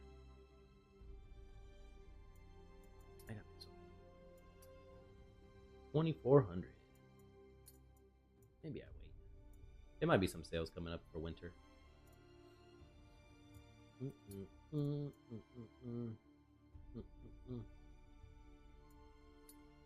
We do one assault game. Beep beep beep. And then call it a day. That'd be nice. Ugh. Be a quickie. Excuse me. 20-minute game. Get some of these quests out of the way. Win, use a vortex on 5 gods and slay 40 minions. I need to be Poseidon. Or let me see. Or Hades. And I think that's it. Select your god. Let me know, Fates.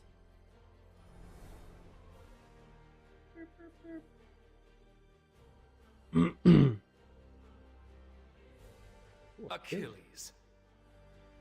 Solid pick. Does Monkey Man's totem count as a vortex? I don't think so. Artemis. Achilles.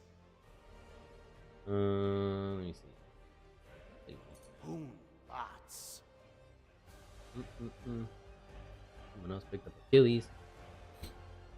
Stun bats.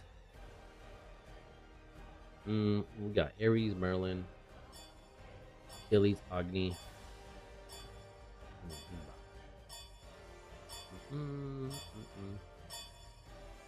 Yeah, I think that's solid. Old monkey.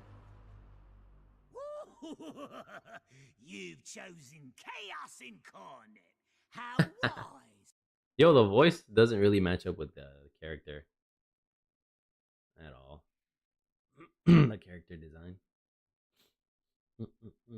Sound like some sailor guy instead of an old wise monkey. They have Mordred, Anubis, Wheelix, Zeus, and Herc. Step into the spell storm. I can't promise survival. Alright.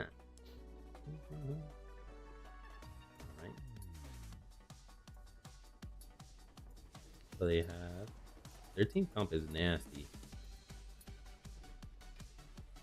1 root or a root into a knockup into her ult, and that's it. Done, man. GG. I'm gonna get. Okay, he has that already. This. I want both protections. I can probably proc decloak a lot more often. You don't have much attack speed.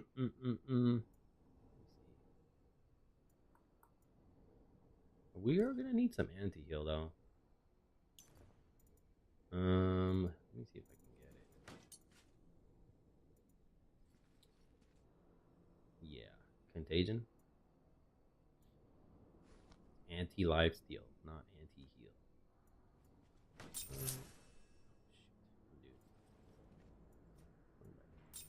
me get that first. And that's it. Is this for healing or hallucination? Okay, yeah. Let me see if this works out.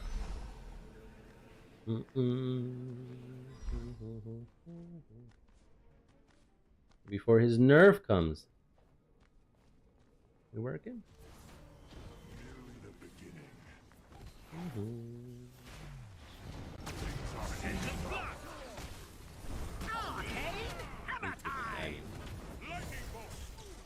Why did we wait? He's dead.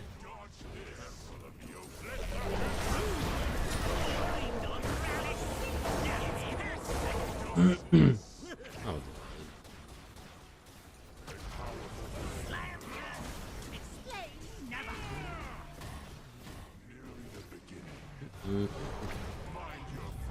He's dead.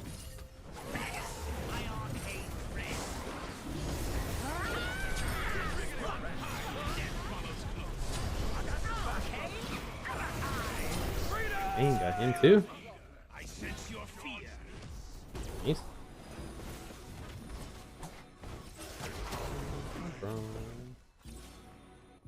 So far, so good.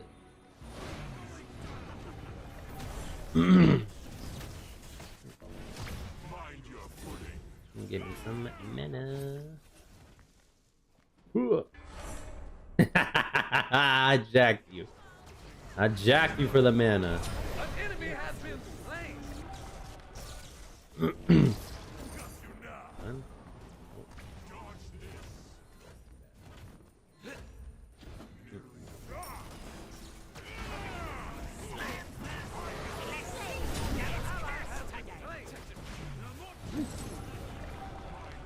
Alright you guys, you're about to watch 180 seconds of ads. Nice dodge, me. Don't forget you can use your Prime sub to skip through them. No, wait a minute. No, wait a minute.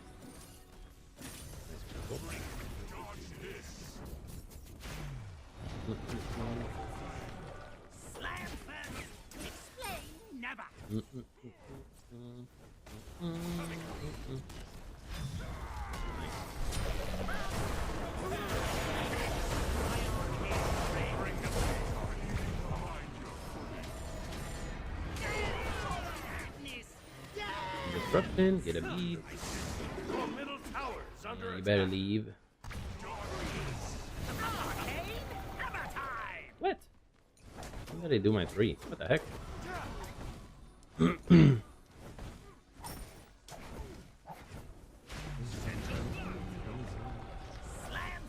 What? Dog, no way. I'm that bad. I guess I'm just bad. That's it. I'm just that bad. Got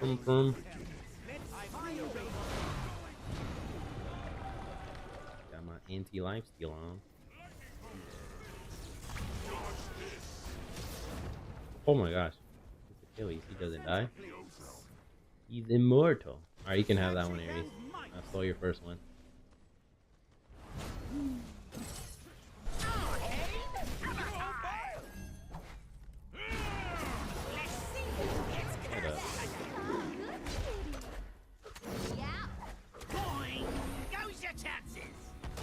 Bitch. Meh! He got me good. He got me good. Alright you guys, you're about to watch 180 seconds of ads. Don't forget you can use your Prime sub to skip through them. Cool down. Bam. All right, we ready. We ready. We do have 3 physicals. Herp, herp, herp.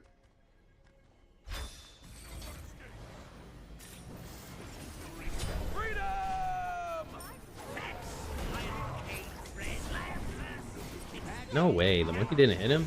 Yo, I'm getting scammed. I'm getting scammed. Oh,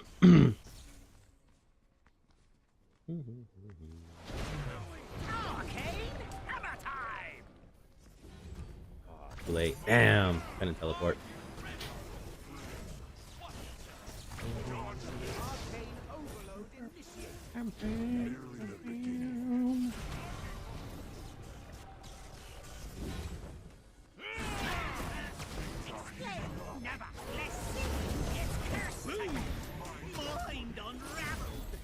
A lot of DPS I laid down there.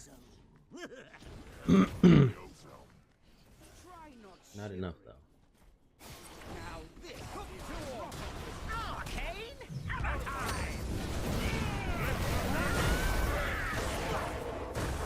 Nice.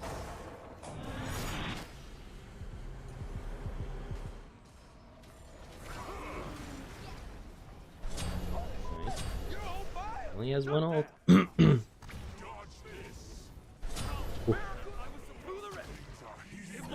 Oh my gosh, I'm bad. I'm just bad. That's it. Accept it. Accept it. I'm bad.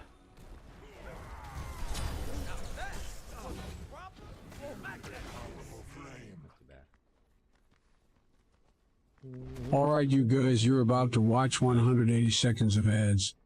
Don't forget you can use your Prime sub to skip through them.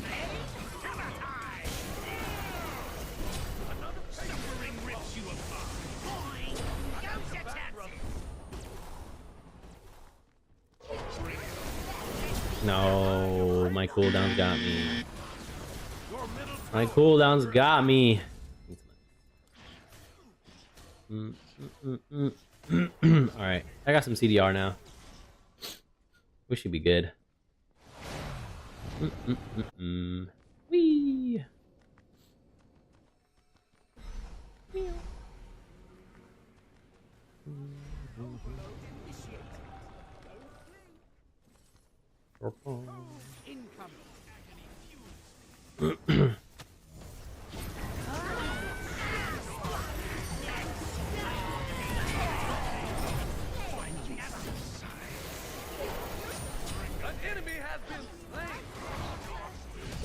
No, that's bad. Take the tower. Take the tower. Hey, look at that. Playmaker. Give me magical. Nice. Nice. We gooch. We gooch.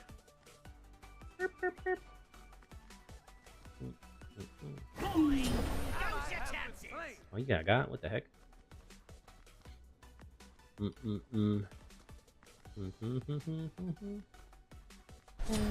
Ooh, he got them both. Oh, he's dead. He died too. They responded quick.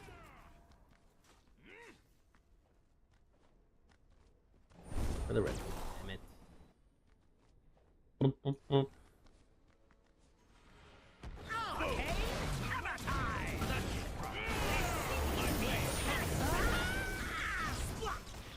Nice, nice. Distraction game, distraction game.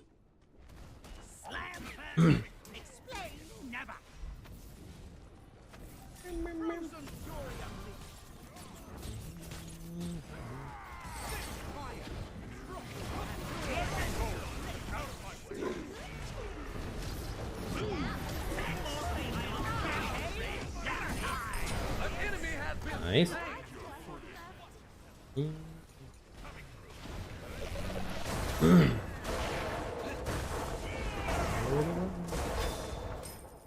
He blinked for the kill. Wild. Wild like Hulkamania, brother.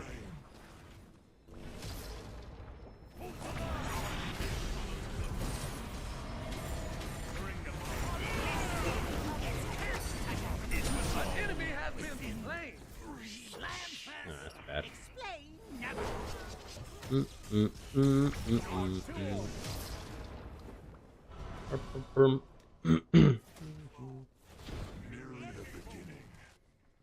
beep beep.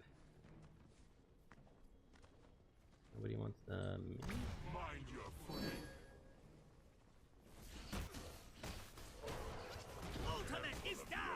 29 seconds, lads.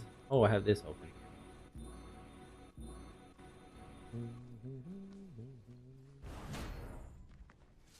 Group up.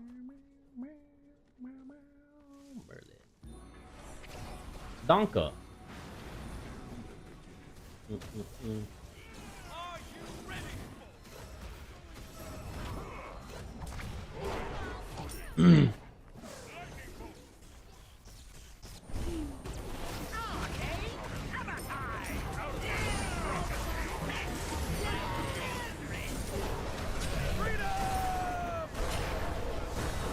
Big nasty ult though.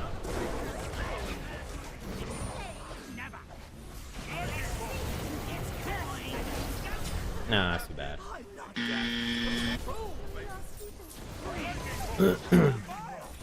Save yourself! Whack! Agni, it's up to you, man. Ooh, that's too bad. 1 HP, he lives. Your middle tower is under attack. Some of this.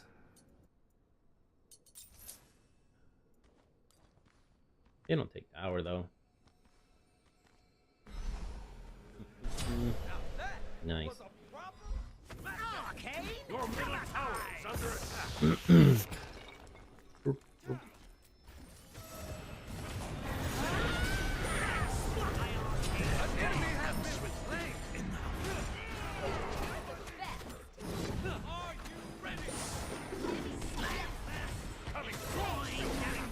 Olin.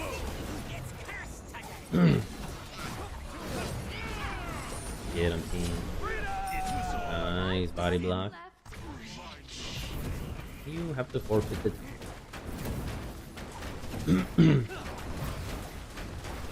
Excellent work, comrades. Destroyed a middle enemy tower. We don't have much.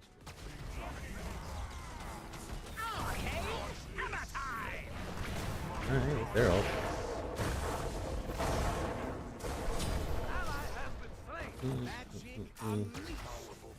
It's all their stuff though.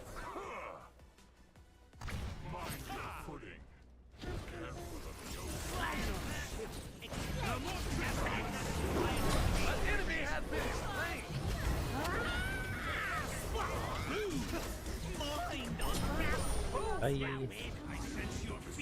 Bye bye. Oh, I whiffed that one.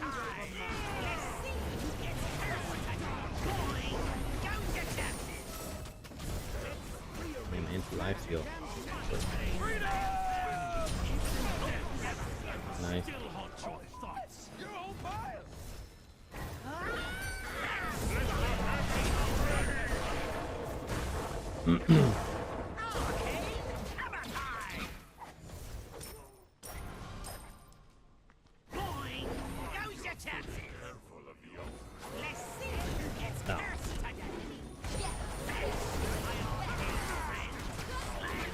Ooh, dude, that teleport. If that teleport goes in, I live and I kill her.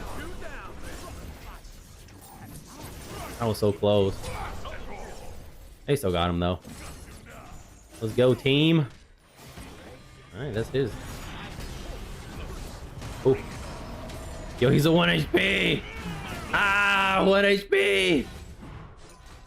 Nice, they got it. Ooh. The roof. Ooh. Damn, that turn and burn. Save yourself, Ares. Boom.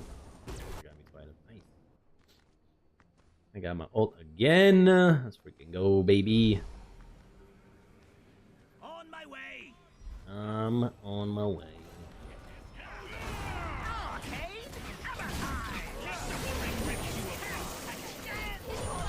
Oh yeah.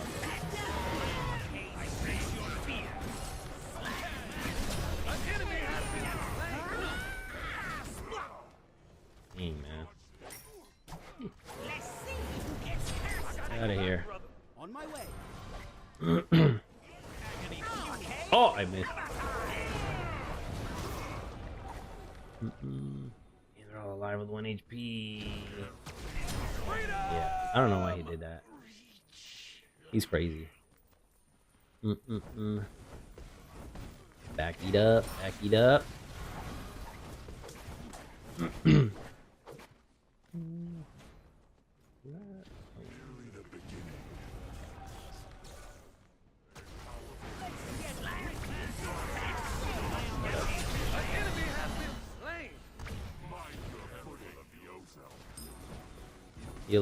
Heal up, Ares. Heal up our front line.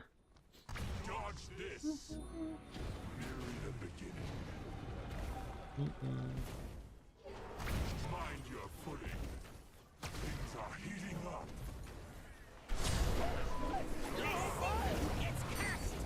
Damn, man, they're crazy.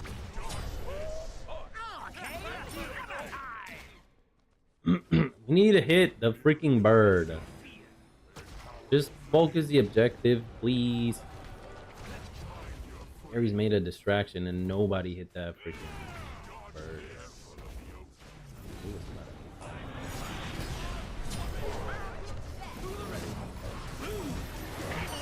That was a sick, nasty ult. That was an epic ult. Beautiful ult. It did.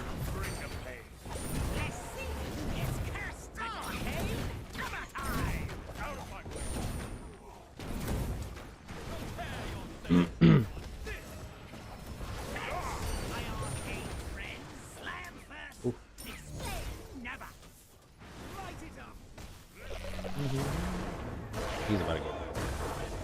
He's crazy. He got them both.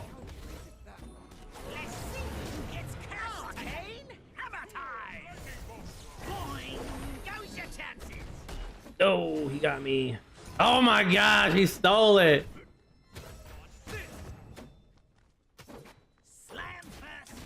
Oh my gosh. No, I went the wrong way. He stole it. Ares wasn't paying attention, man. Bring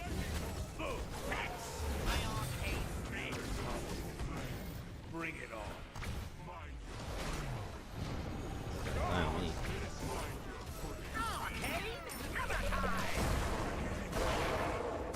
Oh, I couldn't teleport. Dang. I chose too late.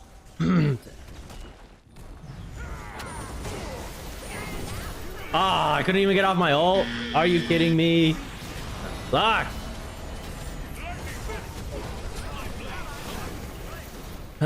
Some of this, perhaps.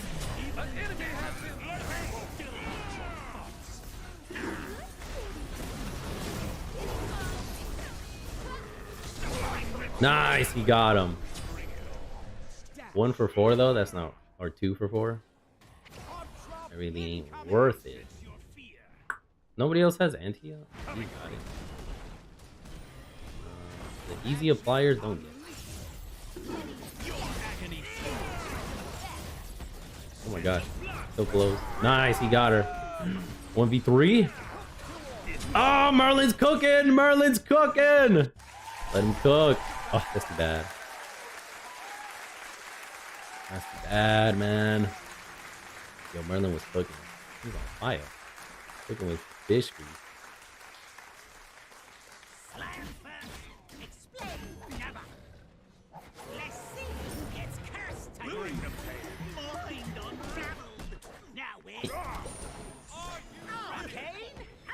No way. What? How does that happen? How does that work out like that? An enemy has been slain. Yo, frick the wave, right?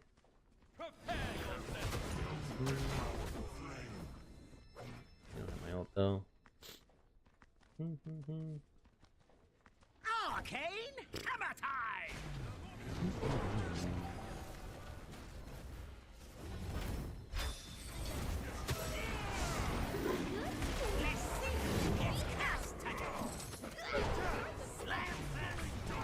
No, wait, I didn't land. Ow.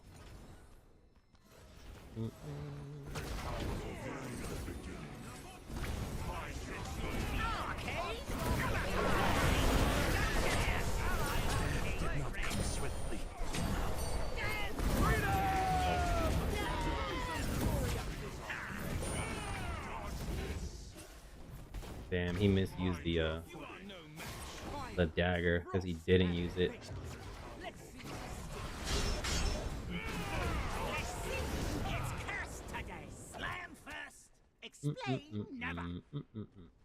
That was gonna be a short game. These people aren't hitting the bird, man. They just want to get the kills. I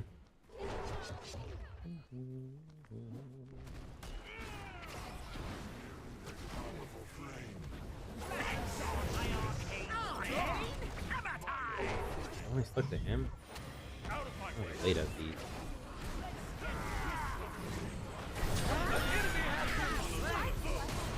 He dogged at me.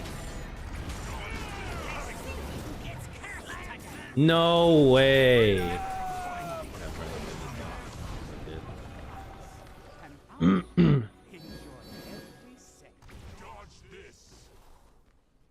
boom, boom. What is that? The eggs?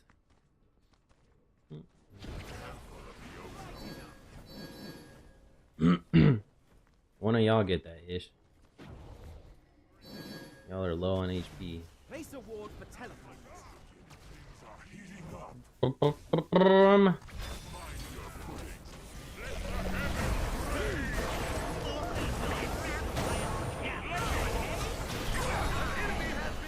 That took a lot.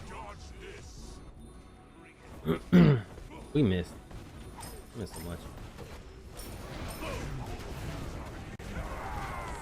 Oh.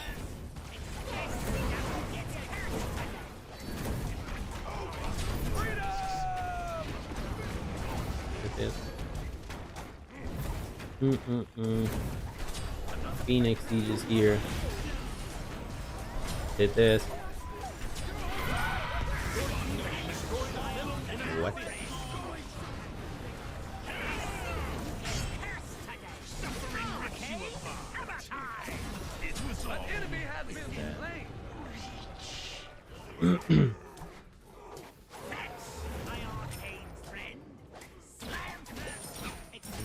Bam.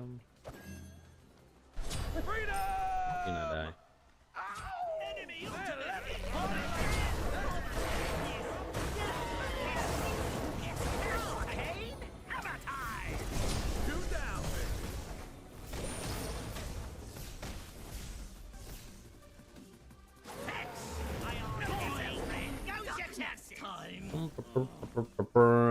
Just back.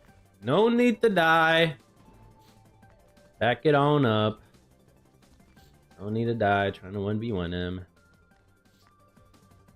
Pew. Beep, beep, beep.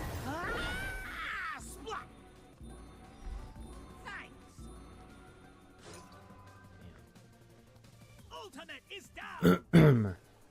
No. Yes.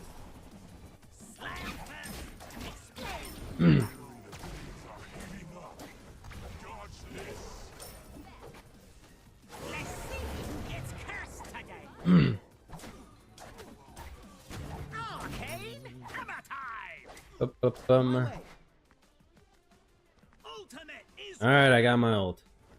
I'm here.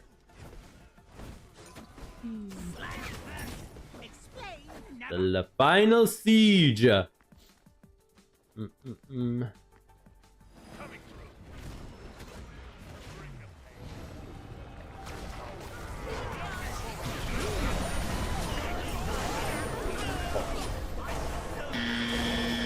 That's too bad. He got me. Alright, I got this. Alright, Merlin's there. Merlin's there. Oh my god. 2-on-1 with the Ares. 3-on-1. Frick, dog. Save yourself. Oh! You caught up.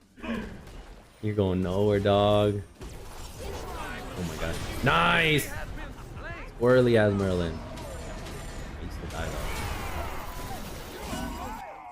though. Dang, man. Your middle tower is under attack. This? Your middle tower has been destroyed.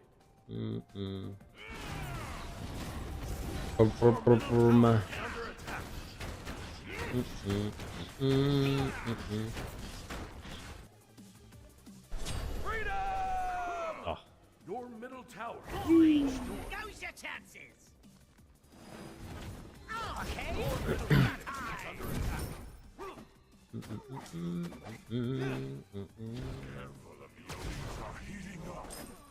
Who said I was impatient?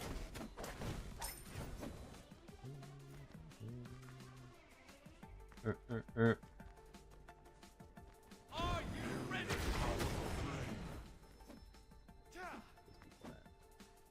Are they hiding in the bushes? Not here. The bird's about to pop back up. All here. Group up. Wait. Oh.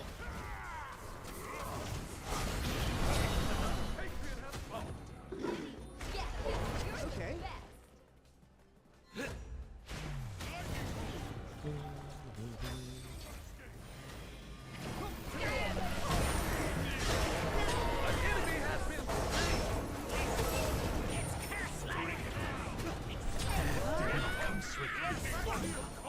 No way. My arcane friend. Arcane? Hammer time. Goes your chances.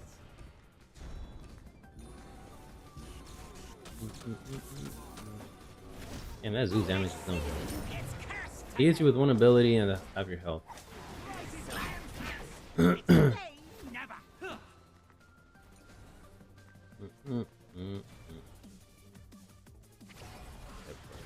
to.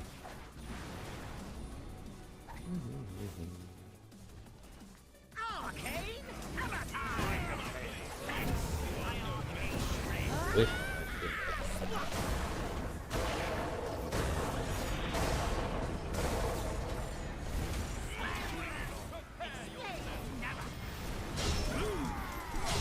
There we go.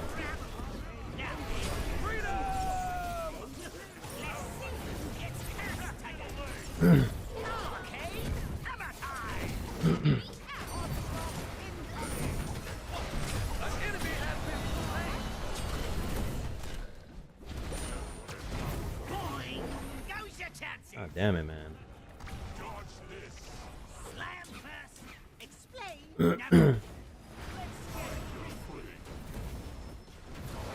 All y'all range characters, get to it.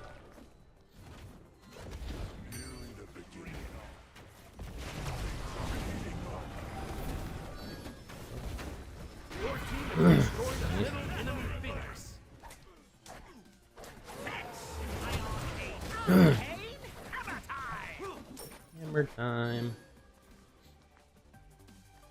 Come on.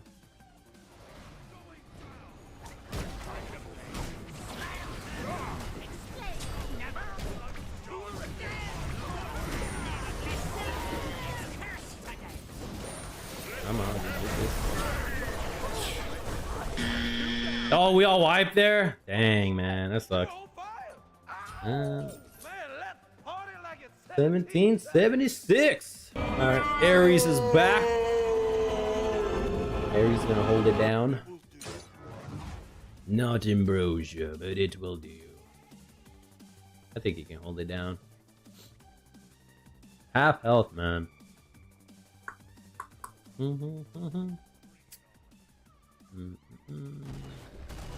Nice. That was crucial.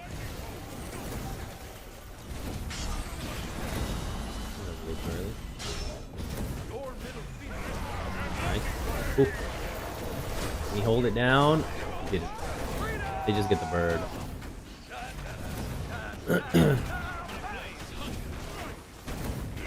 Your middle phoenix has been destroyed. All right, Merlin's about to come up. Achilles. No way, dude.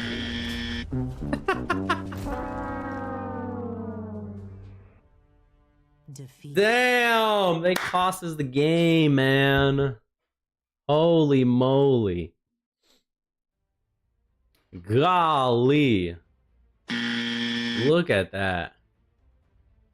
They all died way too much. Holy moly. Contagion, contagion, contagion.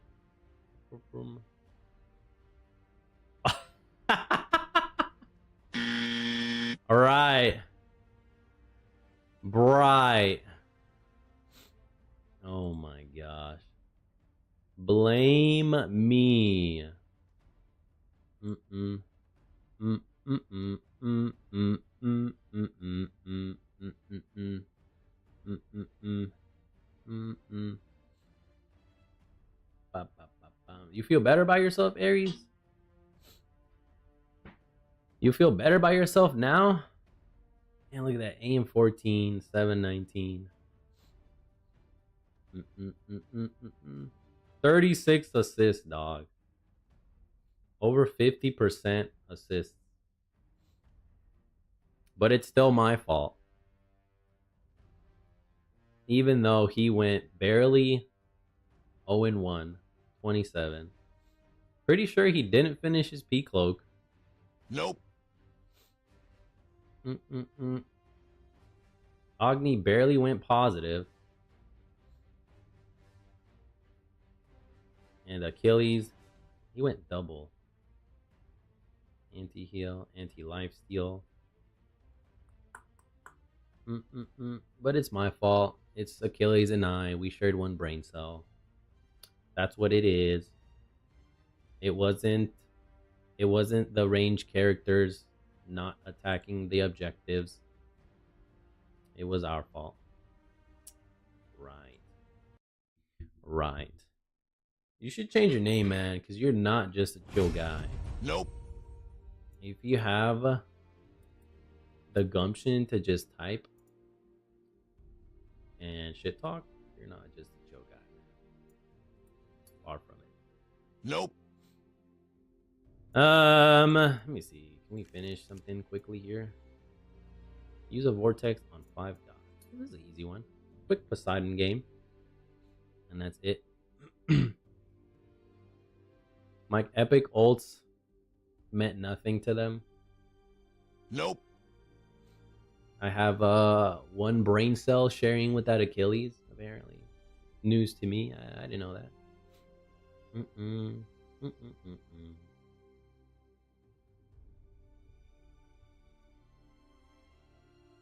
People talk too much, man. You care way too much, man. That was all y'all. All y'all.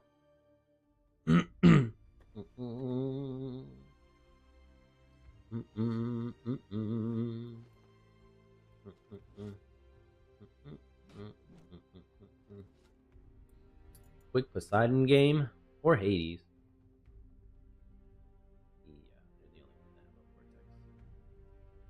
A BWT. A BWT. By the way, it's a mage game. You just want to select your god. Oh my gosh, I didn't even switch the freaking category. Before they take him. Where is he? Poseidon. Holy moly. Where's my mouse? My mouse. I forgot to change it.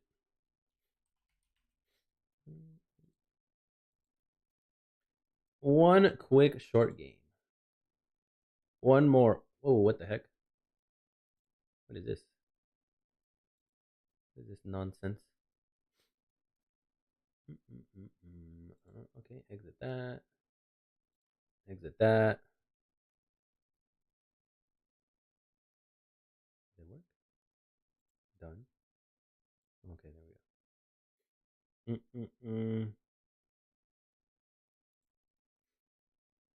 Put some key quick lines. Yes. Plus a quickie.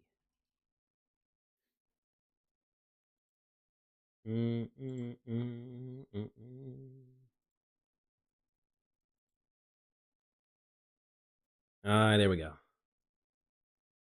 Mm-mm. Mm-mm. Mm-mm. Boop, boop, boop, boom.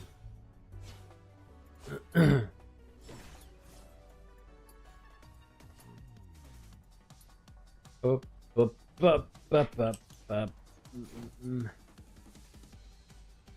I'm Poseidon.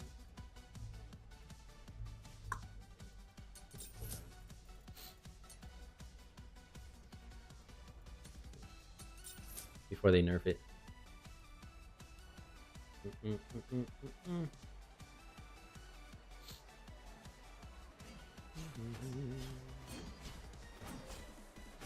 Two and a bun. Minions have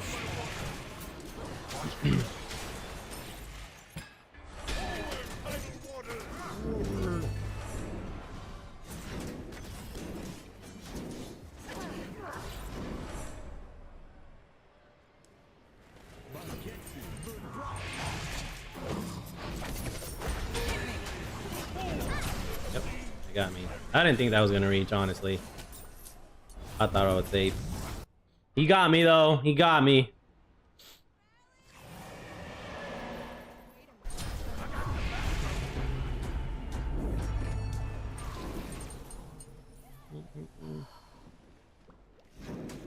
Okay, have regular.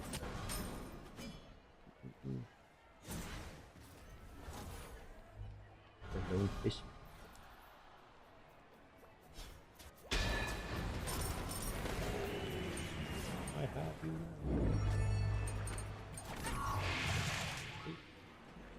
He's at. He's gonna snipe me from around the world.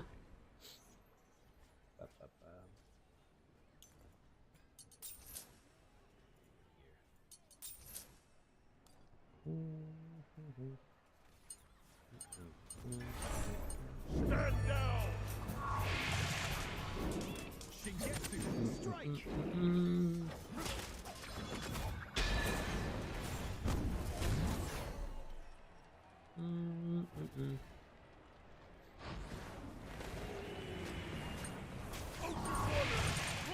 Ocean water. I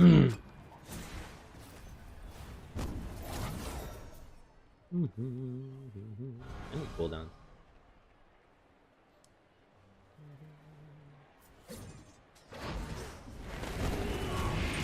Okay, I'm gonna get my vortex.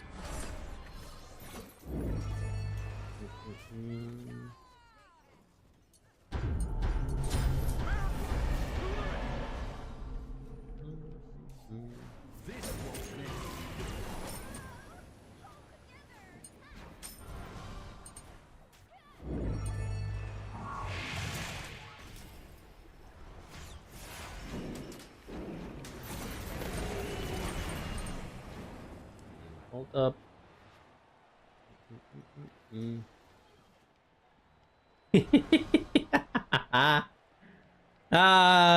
Freaking pose.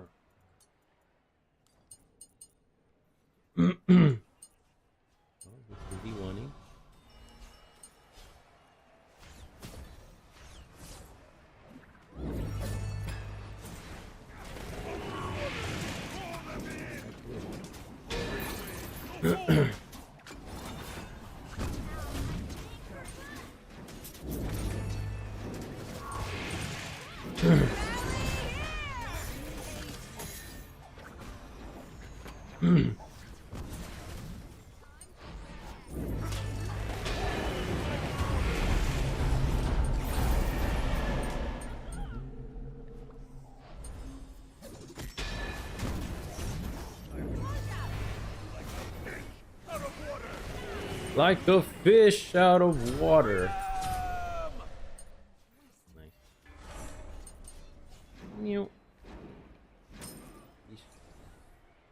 You bish.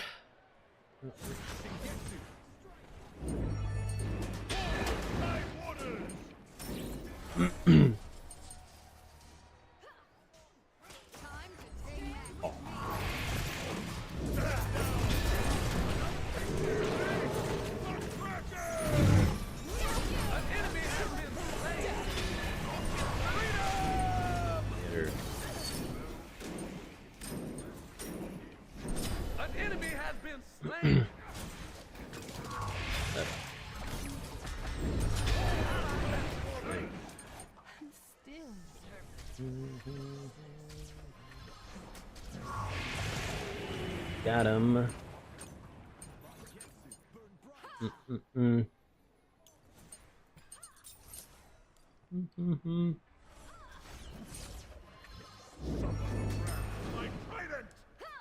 in the wrath of my trident.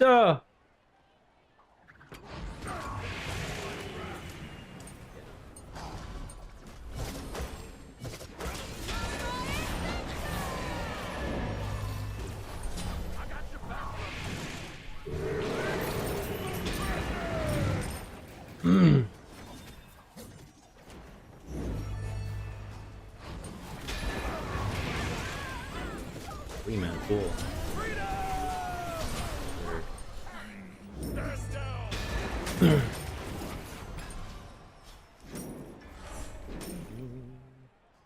What do you want over here?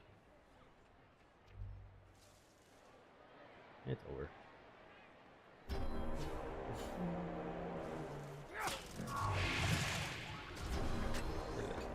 Still get hit. What is he?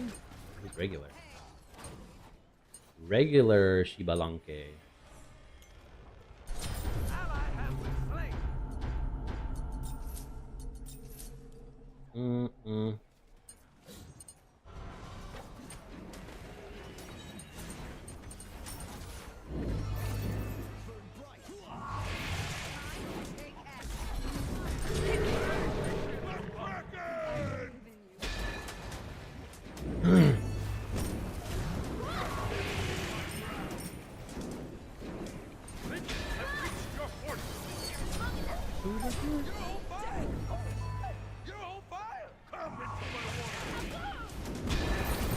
Oh my god, are you serious?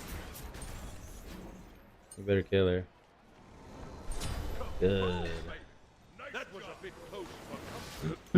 One of them had to die. Would have been sad. Otherwise, unacceptable.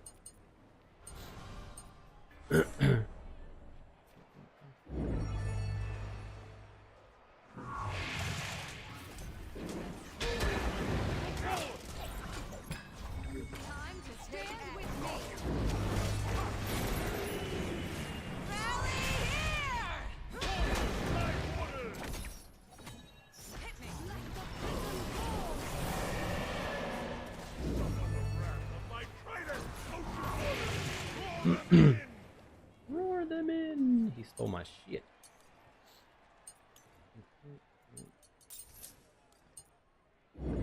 Okay. Run it again.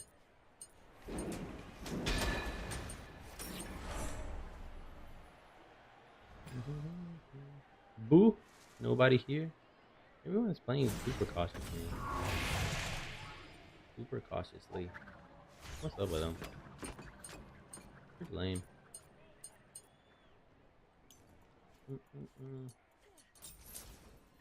Health.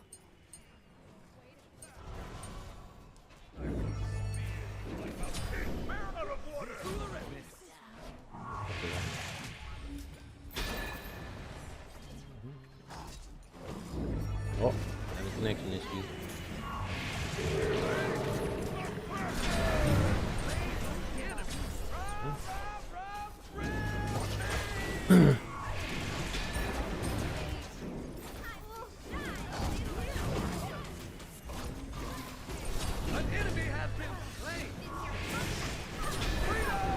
Nice, get her bitch ass.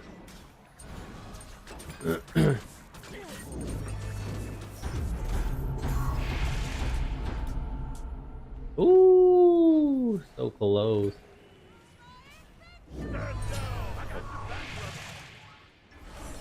Deleted.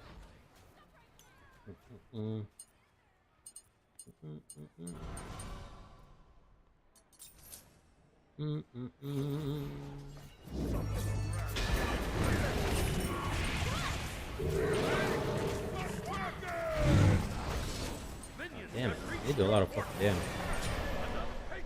Holy shit.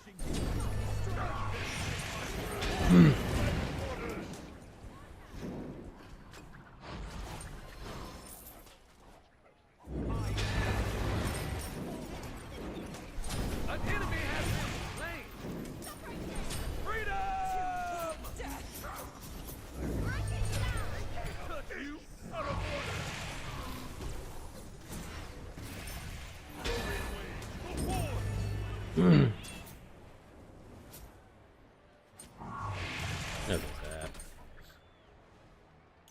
Cannot keep up.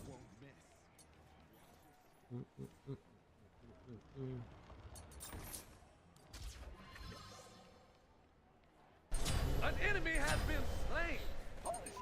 You're on fire. Oh. What the heck? Is that her death? Sounded like someone was right next to me.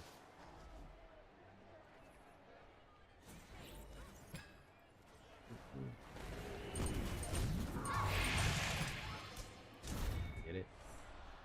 Stand down.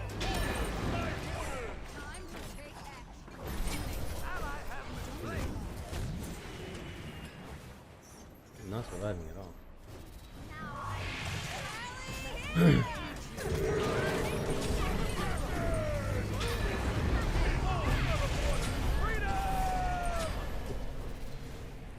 I believe in you. Way more attack speed than I do. Two down, baby.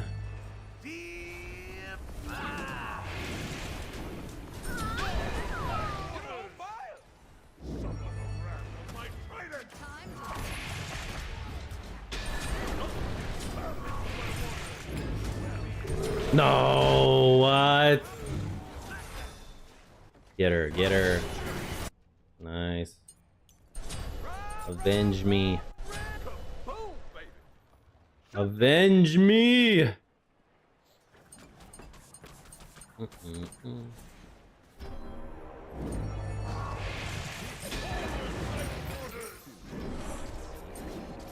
Literally nobody.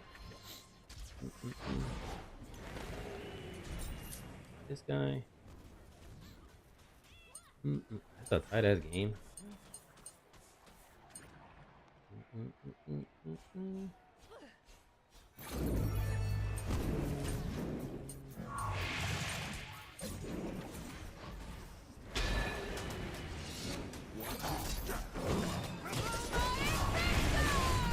Oh my. I just can't survive. Motherfucker got me again.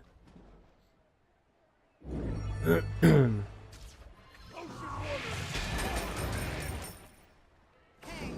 wait a minute. You missed that shit.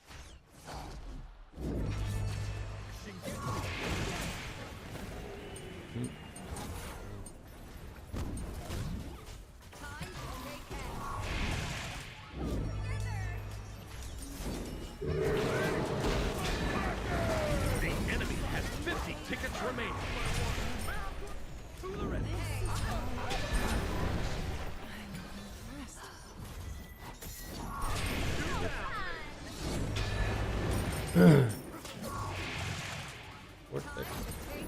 Another patriot has fallen. I believe in you. Yeah. Be right back. You know, before I get got. Be careful. Yes. Respawn my chalices.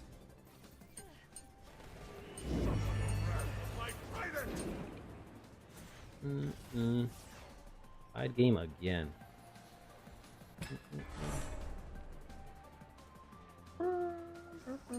Last bolts are about to go off here. Has 10 tickets remaining.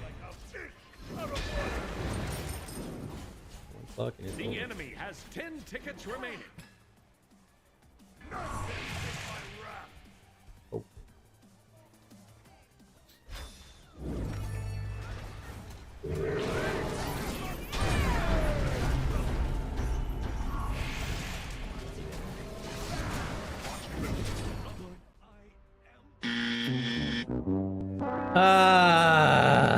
Holy moly. Damn, that Sobek was gangsterin'. Defeat. 2 back-to-back L's. Damn, we losers today. Look at the scoreboard.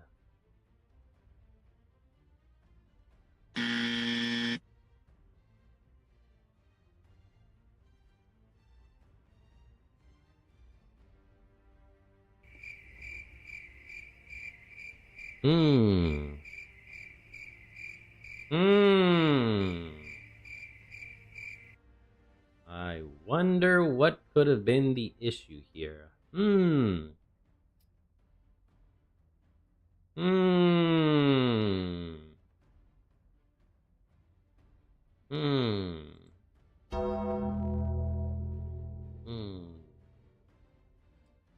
Oh, the questions that haunt our mind.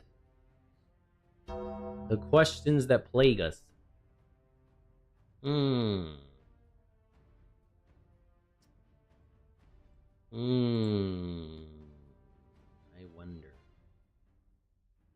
I wonder indeed. Indeedly, man. Holy moly.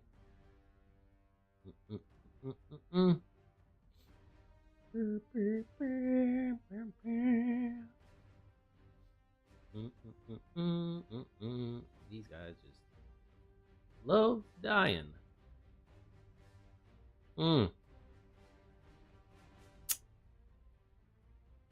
Tough.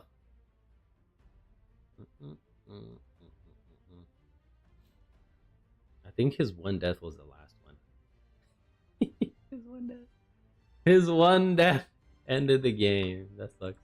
That's so sad. Ermergerd. Dang. Here's the login stuff. No, it's not. I'm lying. It's from this. Right here. The Wandering Path. Oh yeah, 80. We just hit level 80. Damn, that was fast. We were what, at 40, 50 not too long ago? Hell yeah. Nice. Now we just wait, man. That's it. We chilling, man.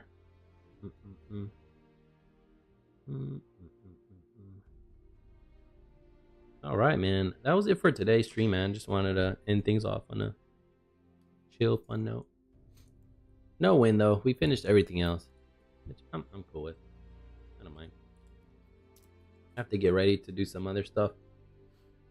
So that'll be it for me, everybody. Shout out to you guys. Live gang, replay gang, lurk squad. Have a wonderful week. Make sure to get your exercise in. Eat healthy, nutritious meals. Get plenty of rest and sleep. Stay hydrated. Stay warm. It's getting cold as hell out there. And don't ignore your cardio. Honor your rest days. We'll be back on Woden's Day. Not tomorrow. Nope. I will be AFK, out of town. Or maybe I might come in. It's just going to be super late. We'll see. I'll have to see. Play things by ear. I'll be out of town doing some other work stuff. So potentially no stream tomorrow. If there is one, it's going to be super late in the evening, perhaps. Not my usual time though. So 2 options: super late or no stream. I'll see how things turn out. Playing by ear, like I said. Shout out to y'all. Be back on Wednesday for sure. Take care, everybody. Thank you to all the new subs, follows, chatters. See y'all on the next one. Peace out. Take care.